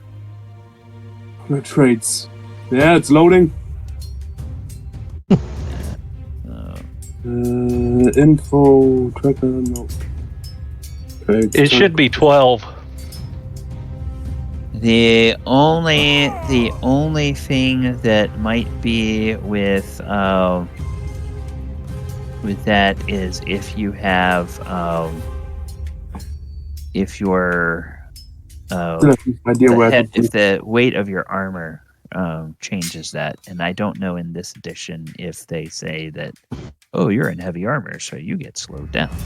Well, that's also in 5e, but there is a weight penalty. Like it's only if you're too weak to wield it, normally. Yeah. And I'm pretty strong, but I don't have a belt of giant strength. But I'm pretty strong still. Okay, so I have a strength of 18, so yeah. So I'm gonna say that if it's based on that's not gonna affect it. So yeah, if you have a strength of 18 and you have a normal movement of 12 as a human, I would say that if you tried to pull Min out of the way, your speed would be 9 instead of 12. Because she's kind of willing, but you're basically dragging her along outside of her turn. So I'm just gonna throw her over my shoulder and run away. Okay. All right. So move your token. No, you don't have to make a strength check. Okay. Just move your token wherever you'd want to go to.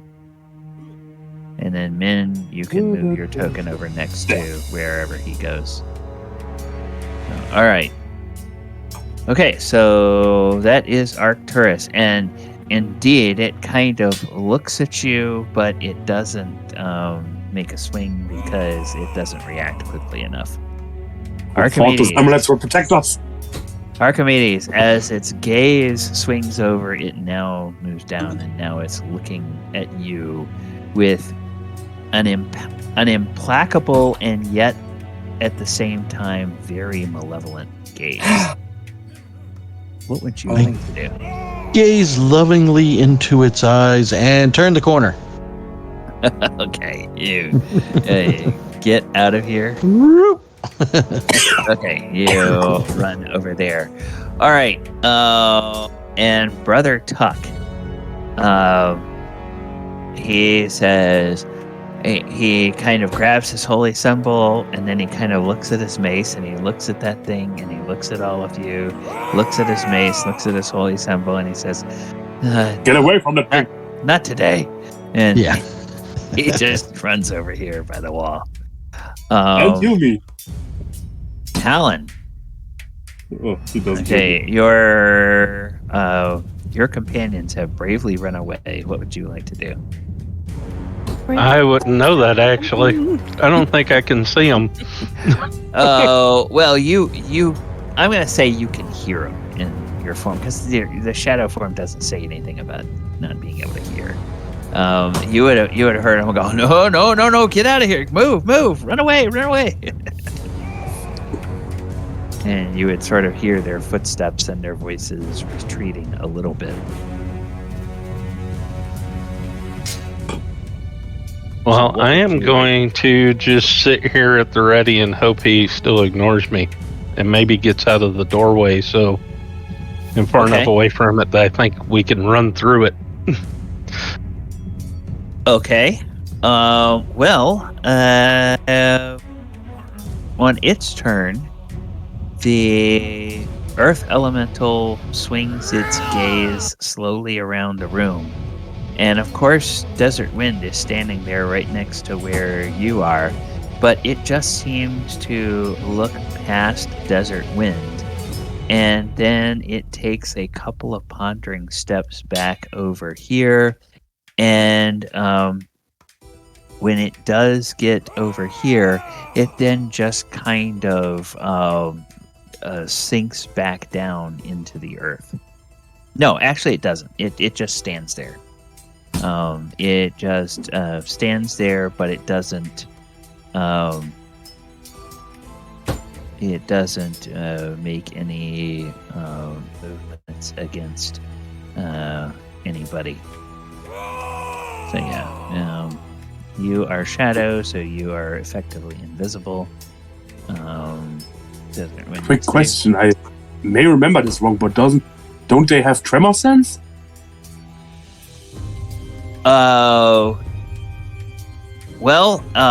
This thing is acting. This thing is acting kind of like a guardian. I mean, clearly it was there the whole time. Hey, if it makes Talon survive, I'm okay with it. And then when Talon got close, it rose up.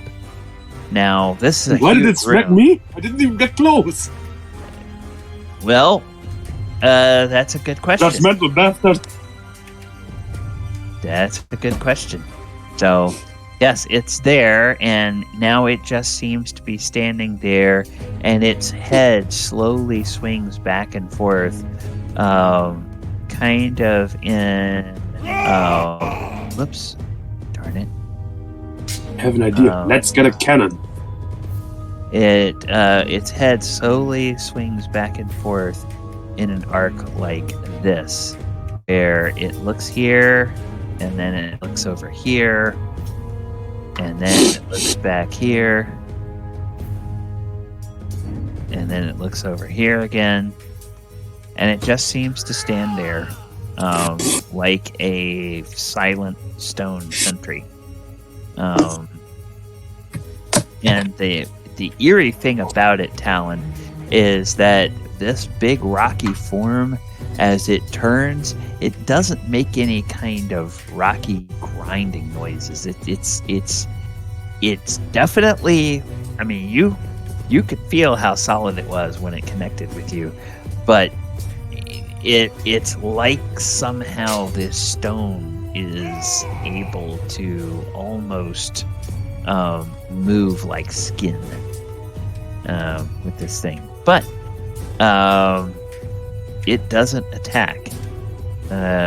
So I'm just gonna run back through. Does anybody between Min and Archimedes want to do anything, or are you just waiting to see what happens with Talon? Yeah, I'm just waiting to see if he gets out. Okay. I'm just gonna look around the corner from you. Okay. And look at you see it standing there, and its head swings back and forth, and it kind of looks in your direction, but it doesn't. I'm gonna throw a rock. Is there a rock somewhere on the ground? No. I wanna throw it somewhere back here. No, there's no rocks. I definitely have something in my pockets. Give me a second. There's a great big one looking at you. Why don't you throw it? Yeah, there's a great big Well, rock. I don't have the belt of giant strength. All right, so yeah, Arcturus, you're gonna spend the round. You're gonna spend the round looking for something to throw. Archimedes, Min, anybody want to do anything? Nope. Quint? Okay. So I would try to look for the. Didn't we have like a residual or the? I'm gonna throw an arrow. I have arrows. Well, some of you, in fact, do have holy symbols. Does anybody remember? Did you put it on your character sheet? Who has the holy symbols from the Cult of Elemental Earth? I have one. Okay. I thought they would protect from it, but it didn't work that way. Well, if we show it, maybe we're able to walk around it. Or at least toss it to Talon so that he can walk around it. Yeah, it's not like I know where Talon is. Okay, you guys start talking, and okay, I'm gonna pick out the holy symbol of whatever the god's name is of elemental evil, and tell to the element, back off, elemental, while holding it up with my other holy symbol. So many holy symbols. Okay. Shoot. You raise that up and hold it out in front of you, and from where you are, it doesn't seem to have any effect. It doesn't change the posture of the earth elemental. It still seems to be standing there guarding. They get him protect me. I'll get closer soon. I'm gonna move closer to it and watch as its reaction. Okay, how far are you gonna move? In the room. Okay, you move there. Please don't squash me like a buck. Okay. When you move into that square, it seems to take notice of you. And I am going to say, Arcturus, make a charisma check while you're holding up the. I don't remember. I hope I have good charisma. I think I do. I do. No. Yes. It's okay. Good worse. Oh wow. Okay. You succeeded, and you succeeded by 5. By 5 or more. So, actually, as you hold up that holy symbol, it looks at you, it takes notice of you, and then it somehow seems, impossible as this sounds, it somehow seems like it relaxes a little bit. And the earth doesn't look so tense anymore. Yes, it kind of seems like this thing just almost, if you will, stands down. It doesn't sink down into the earth, but it just sort of stands there. And it quits looking from side to side, and it just sort of looks at Arcturus. I'll just try to detect for evil intent. Now, evil intent would include hostile to you? Yes, if it would have an intent to harm me. No, it does not seem to. I'm gonna drink one of my potions. Okay. Of my healing potions. I have 4 of them. I'm gonna use them before I die. Okay. It would be a waste. Good idea. So, Talon, you see this going on. You see Arcturus has bravely walked in. He's holding up this symbol that these priests were wearing. 2d4. And he seems, 2d4 plus 2. He seems, and add 2 more to that. So that would be 7. Total of 7. He seems like very confident as he's holding it up, and this thing just looks at him, and then it just seems to relax, and it seems to be focused on him. So, seeing that, Talon, what would you like to do? Well, it's focused on him. Now, mind you, Desert Wind moves faster than Talon does. we are going to head for the door right along this wall and out. Okay. And away. What is Desert Wind's speed? His is 12 minus 6, which is 60 yards in a round. 60. Yeah, 60 yards outside, 60 feet inside. So Yeah, well, whatever. It's only 20 feet to the door. I figure I got plenty after it. yeah. So Desert Wind will rush past the Earth Elemental and rush past Arcturus and go over here. And the Earth Elemental kind of takes notice of it, but and twitches a little bit, but it goes so quickly, and then you run along behind him, and as you go, it doesn't seem to take any notice of you at all. And of course, you go past Arcturus, and Arcturus doesn't seem to take any notice of you at all either. Well, when I get where I'm at now, I'm dropping my shadow form. Okay. Yeah. So the rest of you see Talon appear, and Talon has like from his chest down to his thigh on his right hand side, there is a huge bruise that is forming. It's just like it's like somebody dropped a boulder on him or something, and he just is wincing like, oh. he really looks hurt. And if I have enough time, I will drink a potion as well. Yes, you do. So, Arcturus, it's now you and the Earth Elemental. What are you going to do in your next turn? I want to try, while holding up the symbol, to get closer to it. I want to see if something of its reaction changes. You move a little bit closer to it, and the only thing that changes is its head slightly tilts as it continues to look at you. Okay, I'm gonna keep looking at it whilst I'm moving past it. It just turns in place and looks at you. I want to make my way to the altar. Okay, make your way up here. Okay. Can I go on the other side so I have it still in my sight while I'm looking at the altar? Yes.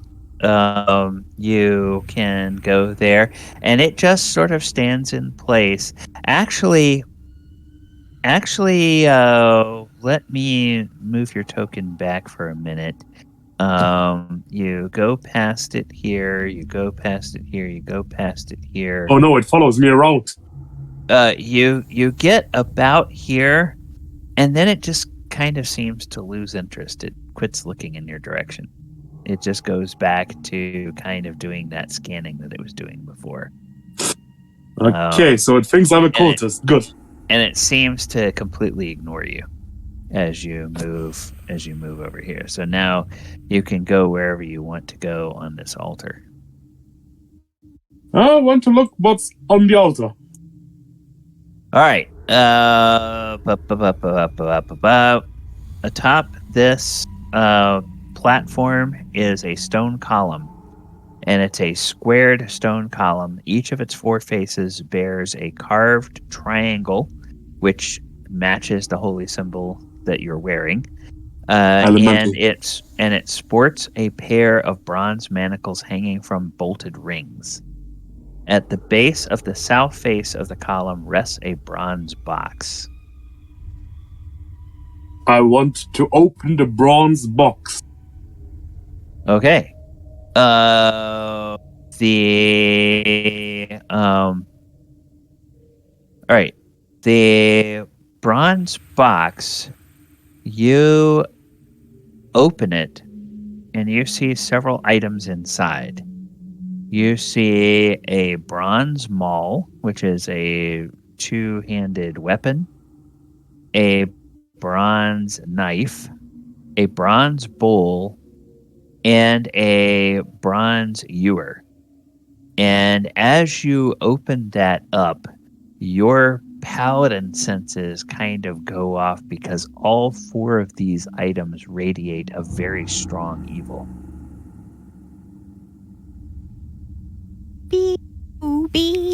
They're it's kind of an evil where you're like, your first reaction is, yeah, I just kind of want to close this box. I don't even want to do it. Have anything to do with this.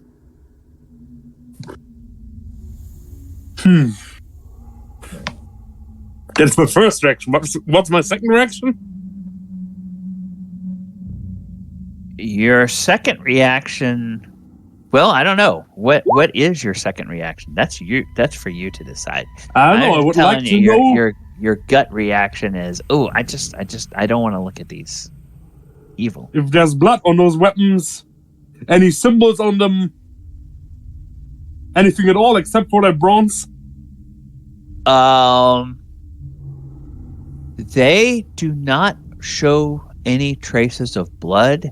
They look like they have been polished, and the knife looks like it has been sharpened to a very, very keen edge. Obviously, a hammer doesn't get sharpened, but it, has been very cared for. If it has been used to strike somebody, then it's been all very carefully cleaned off after use. The bowl and the ewer are likewise, if there was anything placed in those, like blood or anything like that, that's all been very carefully cleaned out. So, how can I check if they're magical? Can I check that even? Do you have detect magic? I don't think so. Then I'm not a mage. Then no. Is this box big? It's big enough to hold a two-handed hammer. So yeah, it's pretty big, and all of that stuff inside. It's probably the whole thing in it, with the box included. The box and all the stuff inside probably weighs between 75 and 100 pounds, because the box is made out of bronze. I would really like to smelt these weapons down.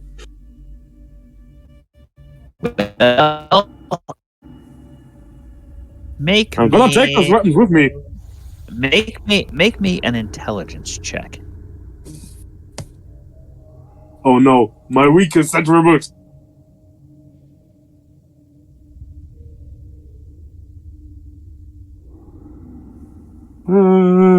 Give me a second, it's loading.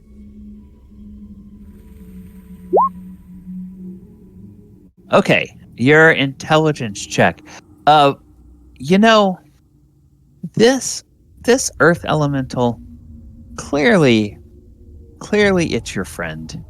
It completely trusts you. So it would be perfectly fine to take those things. Take anything from here. It would be no big deal. That's yeah. I didn't even think about it. I'm gonna pick those weapons up. Okay, pick those weapons up. I'm gonna put them in my bag. Okay, you put them in your pack. So what was that again? A maul? Yeah. Let me just grab the description. I'm gonna smelt them down. Okay, so bronze. Pardon me. A bronze maul, bronze knife, bronze bowl, bronze ewer. So bronze maul, bronze knife, bronze bowl, bronze ewer. That's what's in the box. So that's what's in the box. All right, you can stick. Well, Actually, you can stick the knife and probably the bowl in your pack. The I'm gonna carry it over. The maul is a big two-handed hammer, so you probably I'm have gonna to carry rest that over your shoulder. And then the ewer is kind of it's kind Honestly, I of a have no idea pitcher what thing. this- So What is a ewer? it's like It's a pitcher. It's like Pitchfork? a fancy pitcher. No, pitcher. Like you pour. Think of it like a fancy teapot okay. or something. But That's not a weapon. Well, in some no, it's not a senses, weapon. But it radiated evil, or it. I'm gonna put it on the altar and use the bronze maul to crush it. I don't see it as a weapon. Okay, so you put the. Oh, I need to read some stuff first. Those are probably important artifacts, which I'm just going to destroy. Because they're evil. Okay.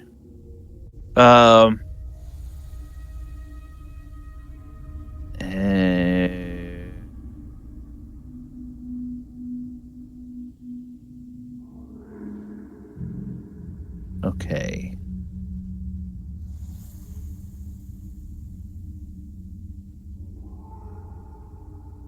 All right.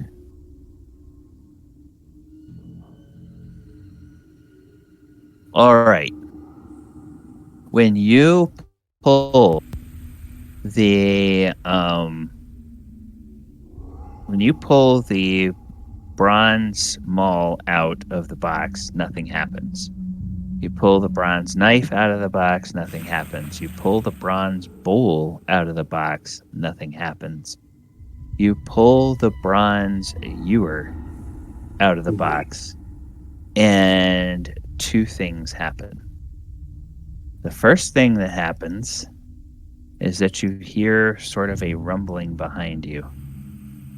Oh no. And another earth elemental rises up. And this earth elemental moves here. And this earth elemental moves here. And they both look at you intently and expectantly. Like they are waiting for something. Quint, Talon, anybody outside the room that nope, I will not stop what I'm doing. Can see what is happening. So we are not really in initiative unless a fight starts again. But I'm leaving that initiative count on there, but you guys are free to do whatever you want to do. I'm gonna lay the ewer on the altar. You lay the ewer on the altar. I'm gonna take the maul. Take the maul. And raise it up high. Raise it up high. And bring it down with all my might on the ewer. Okay. Make me an attack roll just with your normal weapon, because we're just gonna say it would be like a normal attack roll. I'm really going to say I'm gonna miss the ewer. And the ewer doesn't have a very high armor class, so still. Wait. There. No, that's damage. Yeah, 2 hits. Oh yeah. You do that.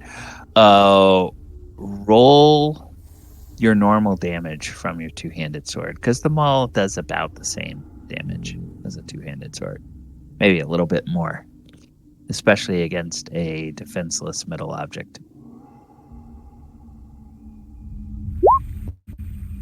Okay, yeah.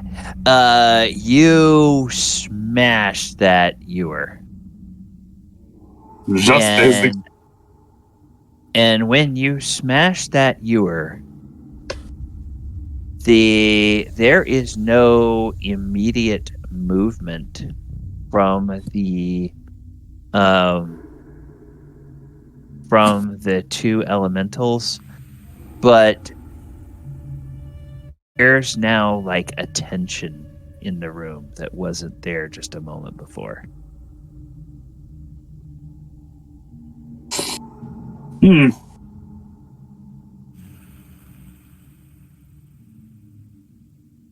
Yeah. And now a clock is running. So what do you want to do? I'm gonna look at the two elementals. I wanna judge, wanna detect evil intent. You look at them, and there is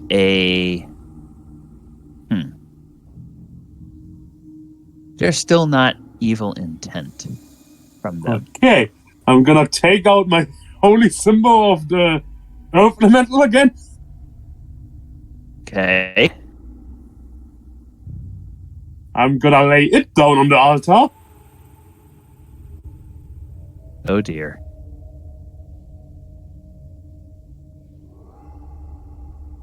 Oh dear. Okay. Stop! What are you doing? Okay, so Talon yells this from the door. Yeah. I'm hoping these elementals die.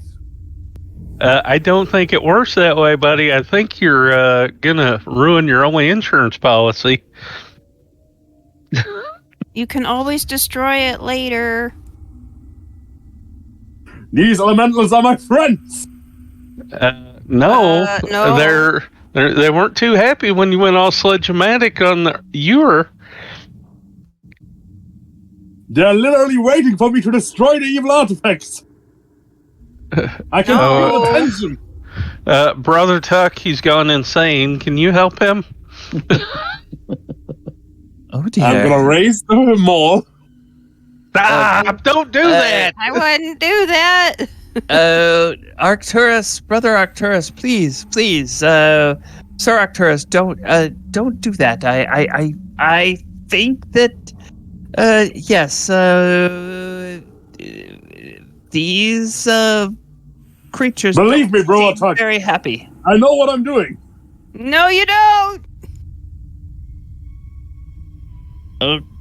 Okay, so you're gonna try to smash the holy symbol. I did say I think and I believed he's my friend. Or at least as he's friendly to me. Yes, I'm gonna smash that holy symbol with them all. Okay. Your funeral. I'm sorry, I'm a righteous paladin.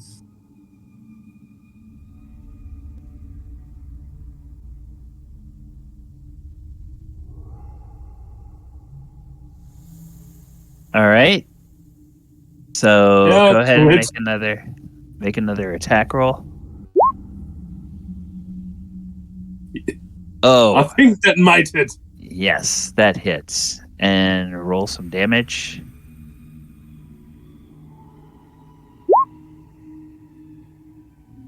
All right. You smash that holy symbol. And I'm gonna look up at elementals. Are they still on my side? several things happen at once. First of all, I have to go over here and I have to roll a die. Okay, that's kind of what I expected.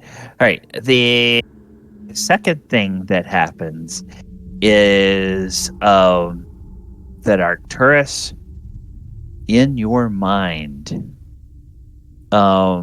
you hear kind of this echoing sound And the sound that you hear in your mind is like the call of a dwarven war trumpet, where and it blows a tune that is the first few notes of a sacred hymn to Paladin. And you feel yourself filled with a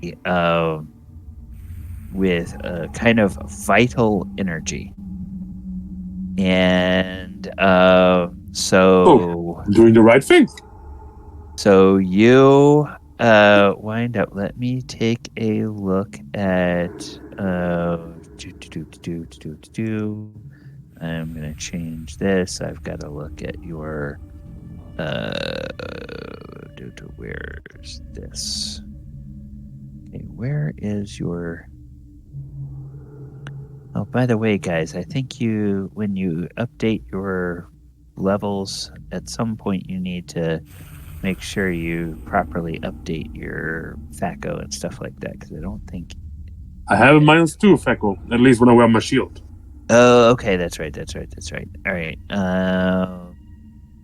Right now I have a 2 FACO without my shield.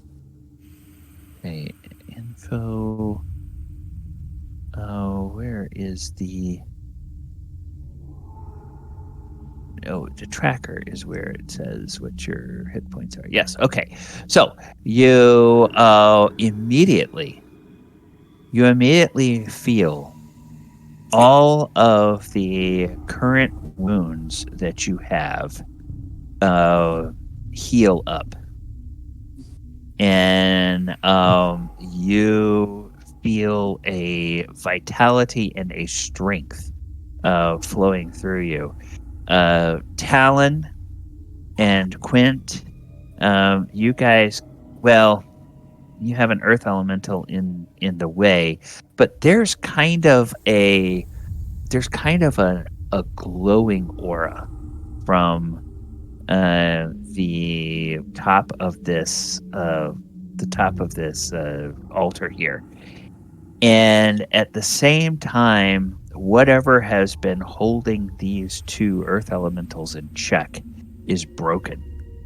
And they immediately charge towards Arcturus. And they are now extremely angry. I am blessed by my god. They can go die. And so they come charging up at you. And they are... well, I guess, Talon, you see this. We're going to keep the same initiative order we had before, so I'm going to go back and bring us back to the battle music. You see what he has done. What would I'm going to keep the warm up. What would you like to do in response to that?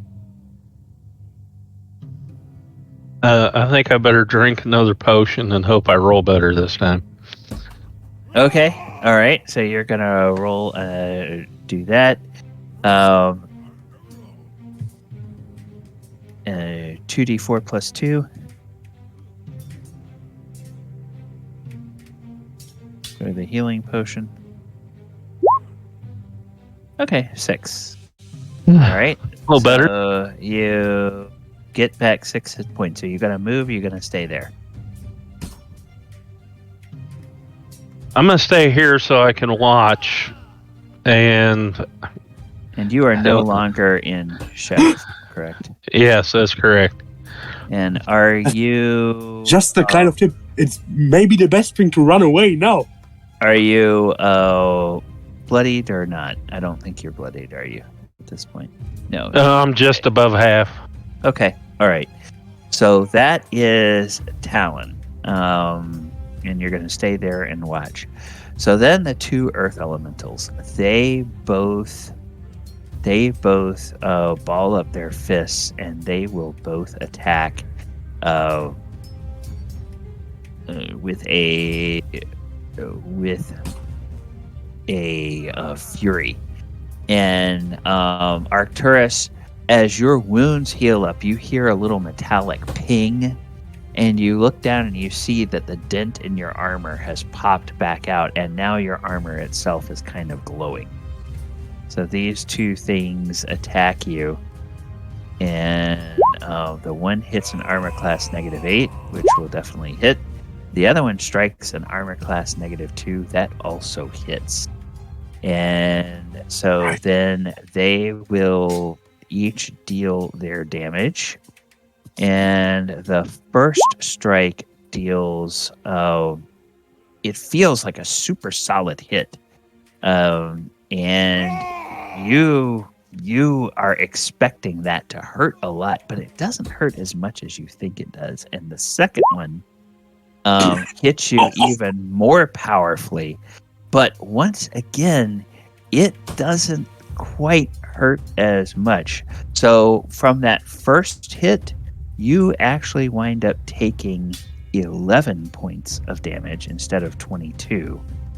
And from that second hit, you take 12 points of damage instead of 24.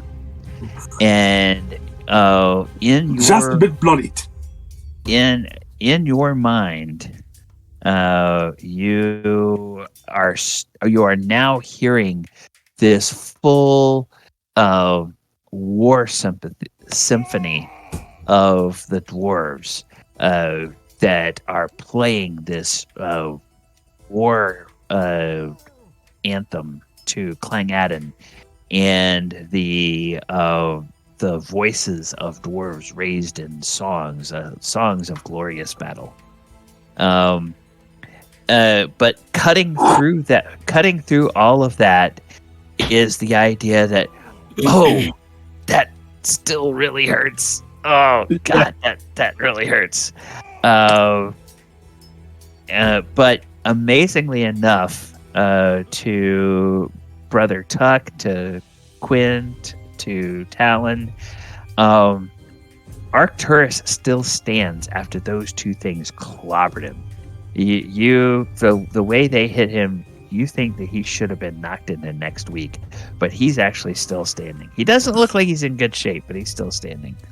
So, Min, it is your turn. Do you want to do anything? Min, you don't have a teleportation spell, do you? No, I don't. That's very sad. No, I'm in quite a pickle. there's not really. I don't think webs will work with these guys because they're so big. No. Oh yeah, they're way too it will strong. not work. Yeah. They're too large and too strong. So yeah, there's not much I can do. Okay. So, are you going to move, or are you just going to stay there and I'm just watch? gonna stay there. Quint. I honestly would like you all to run away. I'm thinking these guys aren't very fast. If I just spend a whole move running, I was thinking of running, trying to grab Arcturus, and running out just as fast as I could. Okay, what is your base speed? My base speed is 12. Okay, so now if you spend an entire turn moving, in this edition of the game, it's actually 3 times your normal movement. So 12 translates into 120 feet. So you can actually move a total of 360 feet if you do nothing but move. Now, obviously, Arcturus is clad all in metal. Right. And so your speed getting there would be your full speed. Your speed getting away would be a little bit slower. Well, I'm not at a weight penalty until I get over 535 pounds. Oh, golly. Well, then, yeah, I keep forgetting you have that stupid belt. So yeah, there was a reason I bought that. I thought it would come in handy other than just for combat. Yeah. So I'm And gonna allow this. I'm gonna allow gonna- this. You can I was run gonna in there. come down this way and then over and then back. Okay. Just kind of keep away Arcturus. from them. I'm not gonna Arcturus. let him pull me away from the battle. Okay. I Well, have then information that's from my gonna god. that's gonna This is require a contested strength roll. So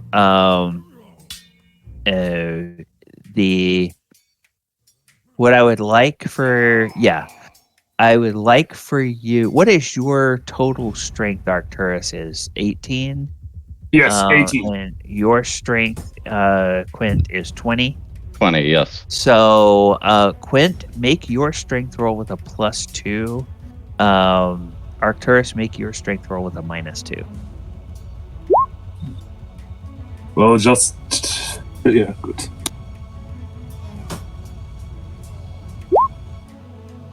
Yeah, okay. So Quint beat his number by more than Marcel, or more than Arcturus beat his number. So Arcturus, you try to fight against, but man, Quint's grip is so strong. He just kind of pins your forearms to your ribs and squeezes so hard it kind of is almost painful. And he picks you up and he just dashes out of the room with you. Then I'm gonna struggle. And you kind of just have no choice but to get pulled along with him, because he literally picks you up off the ground. And you kick your legs and you try to squirm, but he just runs out of the room with you. And I suppose you're still holding on to that Brass hammer, yes. that bronze maul. As you get to where, as you get out there, you realize that the bronze maul is starting to hurt your hands, and when he gets that close, Min, Talon, I suppose Brother Tuck, and definitely Quint, you can see that there's actually kind of tendrils of smoke coming up from his fingers where he's holding on to the handle of this bronze hammer, almost as if it's burning his hands. So that is Quint's turn. Arcturus, you find yourself out here in the hall with your friends. I'm gonna try to break free. Okay. I'll let him go. Oh, okay. So Quint just sets you down as soon as you get there. Your hands are burning. And you realize now, in the moment of the shock of being let go from the grip by Quint, you realize that literally holding this maul is actually burning the flesh of your fingers and palms, because and it is just kind of the evil of this item that is literally burning your flesh. It's probably going to leave a scar, but at this point it hasn't yet started to do hit point damage. But you think that if you hold on to this for another round, it will actually start to begin to do real hit point damage to you. Now the question is, with where you are health-wise, do you want to allow it to do any more damage to you or not? I'm gonna be honest, I'm torn right now. I have pretty much gotten confirmation from my god that it is the right thing I did. At least he blessed me or something. So I would like to go back into the battle. But I also know, from a player's perspective, that that's a stupid idea. As you, but I think it would be the right thing to do. Okay, so I'm gonna go back. Well, actually, there is a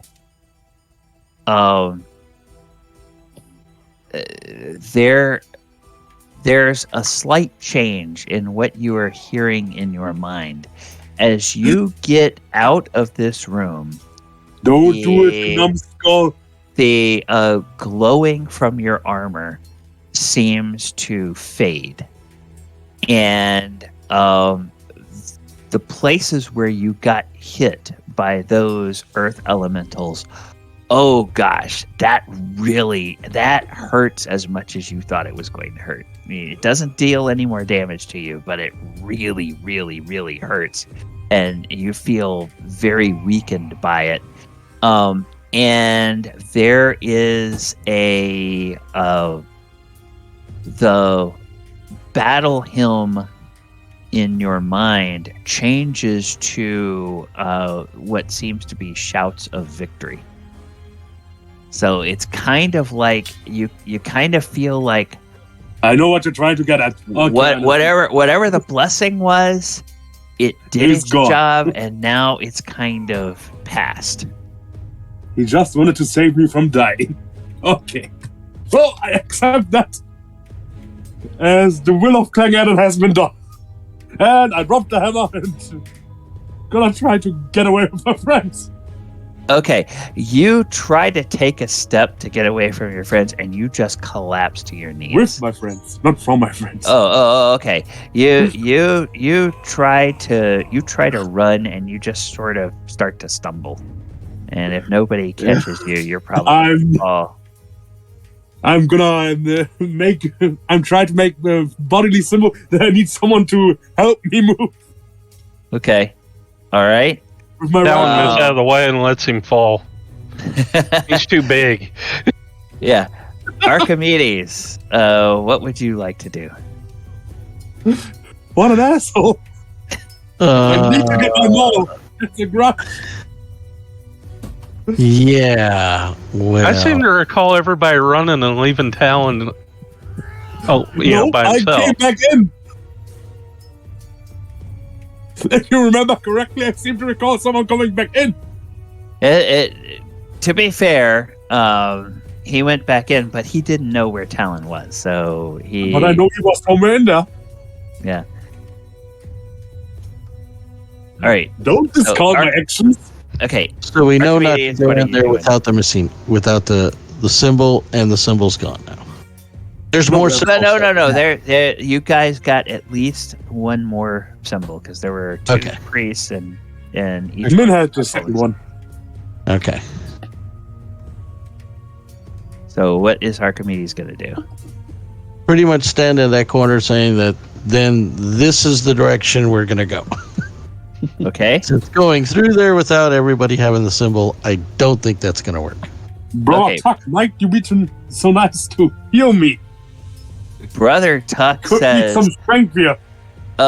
Brother Tuck says, Quint, let's get him down the hall, and then I'll give him some healing. Yes. And so he will come over here, and he will travel. Yeah, he'll travel with you guys down this way, and he gets there, and then okay. So Talon is gone, and you guys have all moved, and then there is the sound of rumbling, and these earth elementals move over to here, but they do not seem to be able to leave this chamber. Maybe there's some kind of ward, which gives you kind of this weird idea that these cultists, they may worship elementals, or they may worship elemental evil, but then somehow they have put some sort of restriction on where the elementals can go, some kind of wards or bounds, and that kind of strikes you as odd. If these are creatures that they Worship. venerate, yeah. So it's like, okay, Imprisoning an angel. Yeah, that kind Makes of no be sense. that would be kind of the closest thing that Brother Tuck and Arcturus would think about it. All right, so we are out of combat, and so that I would like to be out of combat some more. Farther Yeah. away, probably. Then Okay. one wall between them. They're Earth elemental. Talon would like a nice sun bath. Yeah. They can literally move through walls. Yes. So, actually, that's kind of brings up a thing. You guys some of you have been beaten up pretty badly. Some of you are pretty hurt. Brother Tuck will go ahead and throw a. Let me see. What is the cure wounds? Wasn't it 2d8? No, let me take a look and see what the At least in 5e it was. 4 plus 2. pre-spells for cure wounds. All right, come on. Pre-spells, first level. Come on, you dumb, stupid thing. Cure light wounds. Cure light wounds. I could use a cure heavy wounds. Okay. The priest. Okay. He reaches out and he lays his hands on you. And he chants the chant of Saint Cuthbert. And Cure Light Wounds normally does 1d8 damage. But now while he chants, it's like he gets almost to the end of your chant, and all of you that are within 20 feet of Arcturus will hear that kind of echoing behind Brother Tuck's voice is almost like the sound of dwarven singing. And when Brother Tuck puts his hand on Arcturus, it glows, but it seems to glow with like almost two auras at the same time. And so what that means is that instead of getting 1d8 healing, you actually get 2d8 healing. So, and you feel like part of that healing was Clangadin channeling through Brother Tuck, even though Brother Tuck was channeling the divine magic of Saint Cuthbert. So, give yourself 8 more hit points. And yes, and Arcturus, when you get that healing, you are completely exhausted. You can move at no faster than a walk. Yeah, but at least I'm not hurting like hell anymore. Yeah. So, question for all of you. Do you want to find somewhere in here to rest, or would you like to go up to the safe house and rest? We have to be out of the dungeon to level up, don't we? Yeah. Yeah. I would say the safe house. I mean, Yeah. I can level up. I thought Min could too. Mm-hmm. Yep. So, all right. So, then the last thing we will do is we will just say that you guys make your way up to the safe house. You take the gnolls with you. You take your mercenaries. Recruits that converted with you. They look at the bruises on Talon and the bruises on Arcturus, and they're like, yeah, we don't want a piece of whatever it was that got a hold of you. It's like, no thank you. And then I guess somebody tells them the story of what that was, and they're like, yeah, that was kind of dumb, wasn't it? Hey, I was blessed by God for a second. Yeah, but you Come know, on, guys, we can do it together. the more Arcturus talks about this Archimedes, you're really hearing the material for like an epic war song.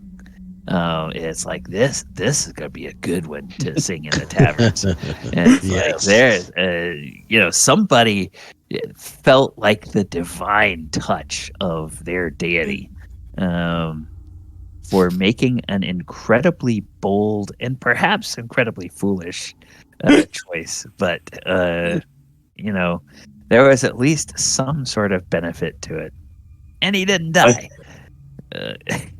I had to give it to them. All right. So we are a little past our normal stopping time. So we're going to go ahead and call the session there. Viewers, thank you so much for joining us tonight. And players, thank you so much for being here. I'm glad all of us could be here. Sadly, I think the MLS scheduling gods and the NWSL scheduling gods are not doing us any favors coming up. Quint, I would ask you to take the bronze maul with you. Who did you Quint. want? Do what? Yeah, Quint. He asked you to pick up. He asked you to pick up that bronze maul, and after he drops it, you can still see like little bits of flesh of his hands that were burning on there. So, does Quint want to pick that thing up? Yeah, sure. If it starts getting hot for me, though, I'm going to drop it. Yeah, you pick it up and immediately it starts to get warm. So it's gonna prop be it up against the wall. Yeah. Put a rope around it. So all right. So the maul is down in there, and you guys are gonna have to figure out a way of getting it out. I'm gonna get and melt it down. Next Saturday there will be no game, but it looks like that is the only Saturday disruption in August. So, with the exception of next week, we should be able to play most of the Sundays or most of the Saturdays in August. The next disruption will probably be Labor Day weekend, which is Saturday the 3rd of this year. And then we'll have some disruptions in September. Good news is that the MLS season and NWSL season wrap up in October. The men's team at this point is in contention to go into the playoffs. So I don't know what the playoff schedule is going to be. That might cause some problems into early December, depending on how far they go. If they go to the playoffs, they changed kind of the league TV contract for next year. And they've already announced that next year for the MLS, pretty much league-wide, every game is going to be on either a Saturday or on a Wednesday. So there's going to be more disruptions for Saturday next year. We can talk about that closer to the end of the year, see if we still want to just play on Saturdays when we can, or if there's a different night that this game would be better on. So we'll talk about that, but just be thinking about that towards the end of the year. Coming up on the channel, no game tomorrow because of disruptions from work for me, and sadly, work disruptions are something that are seemingly going to grow even more between now and the end of the year because of all of the systems we are updating and changing at work between now and the end of December. So might have some disruptions to some of the games for that. The Monday night on Monster Monday, I am looking at the Soul Shaker, which is a monster that comes out of the brand new Journeys Through the Radiant Citadel. It is a really cool monster, and one of my regrets about the book is that they claim in the foreword and they claim in the lead up to releasing this book that each of the stories was inspired by the folklore of a real world mythology and a real world culture. But within the book itself, it doesn't tell you which culture inspired that. So it's like if you see a really cool monster like this Soul Shaker, it'd be great if they had said, "Hey, this kind of is inspired by the folklore of such and such a group or such and such a culture. Here's a couple of resources to go and research if you want to know more about their folklore." That would have been kind of a cool touch to add, but they didn't do that. And and basically because it's an undead, I'm having to go and model it on what the Soul Shaker does and what some abilities of stronger undead are throughout the rest of D&D. So Monday night, 8 o'clock. Wednesday night, we should be back at 8 o'clock for the midweek game. And then no game next Saturday. All right, everybody. Take care. Have a wonderful week. And hopefully we will talk to you later. And thank you to everybody who watches the archives and has subscribed over on the YouTube channel. We are at 200 subscribers, on our way to next goal is getting up to 500. So if you the YouTube channel, please go ahead and subscribe over there.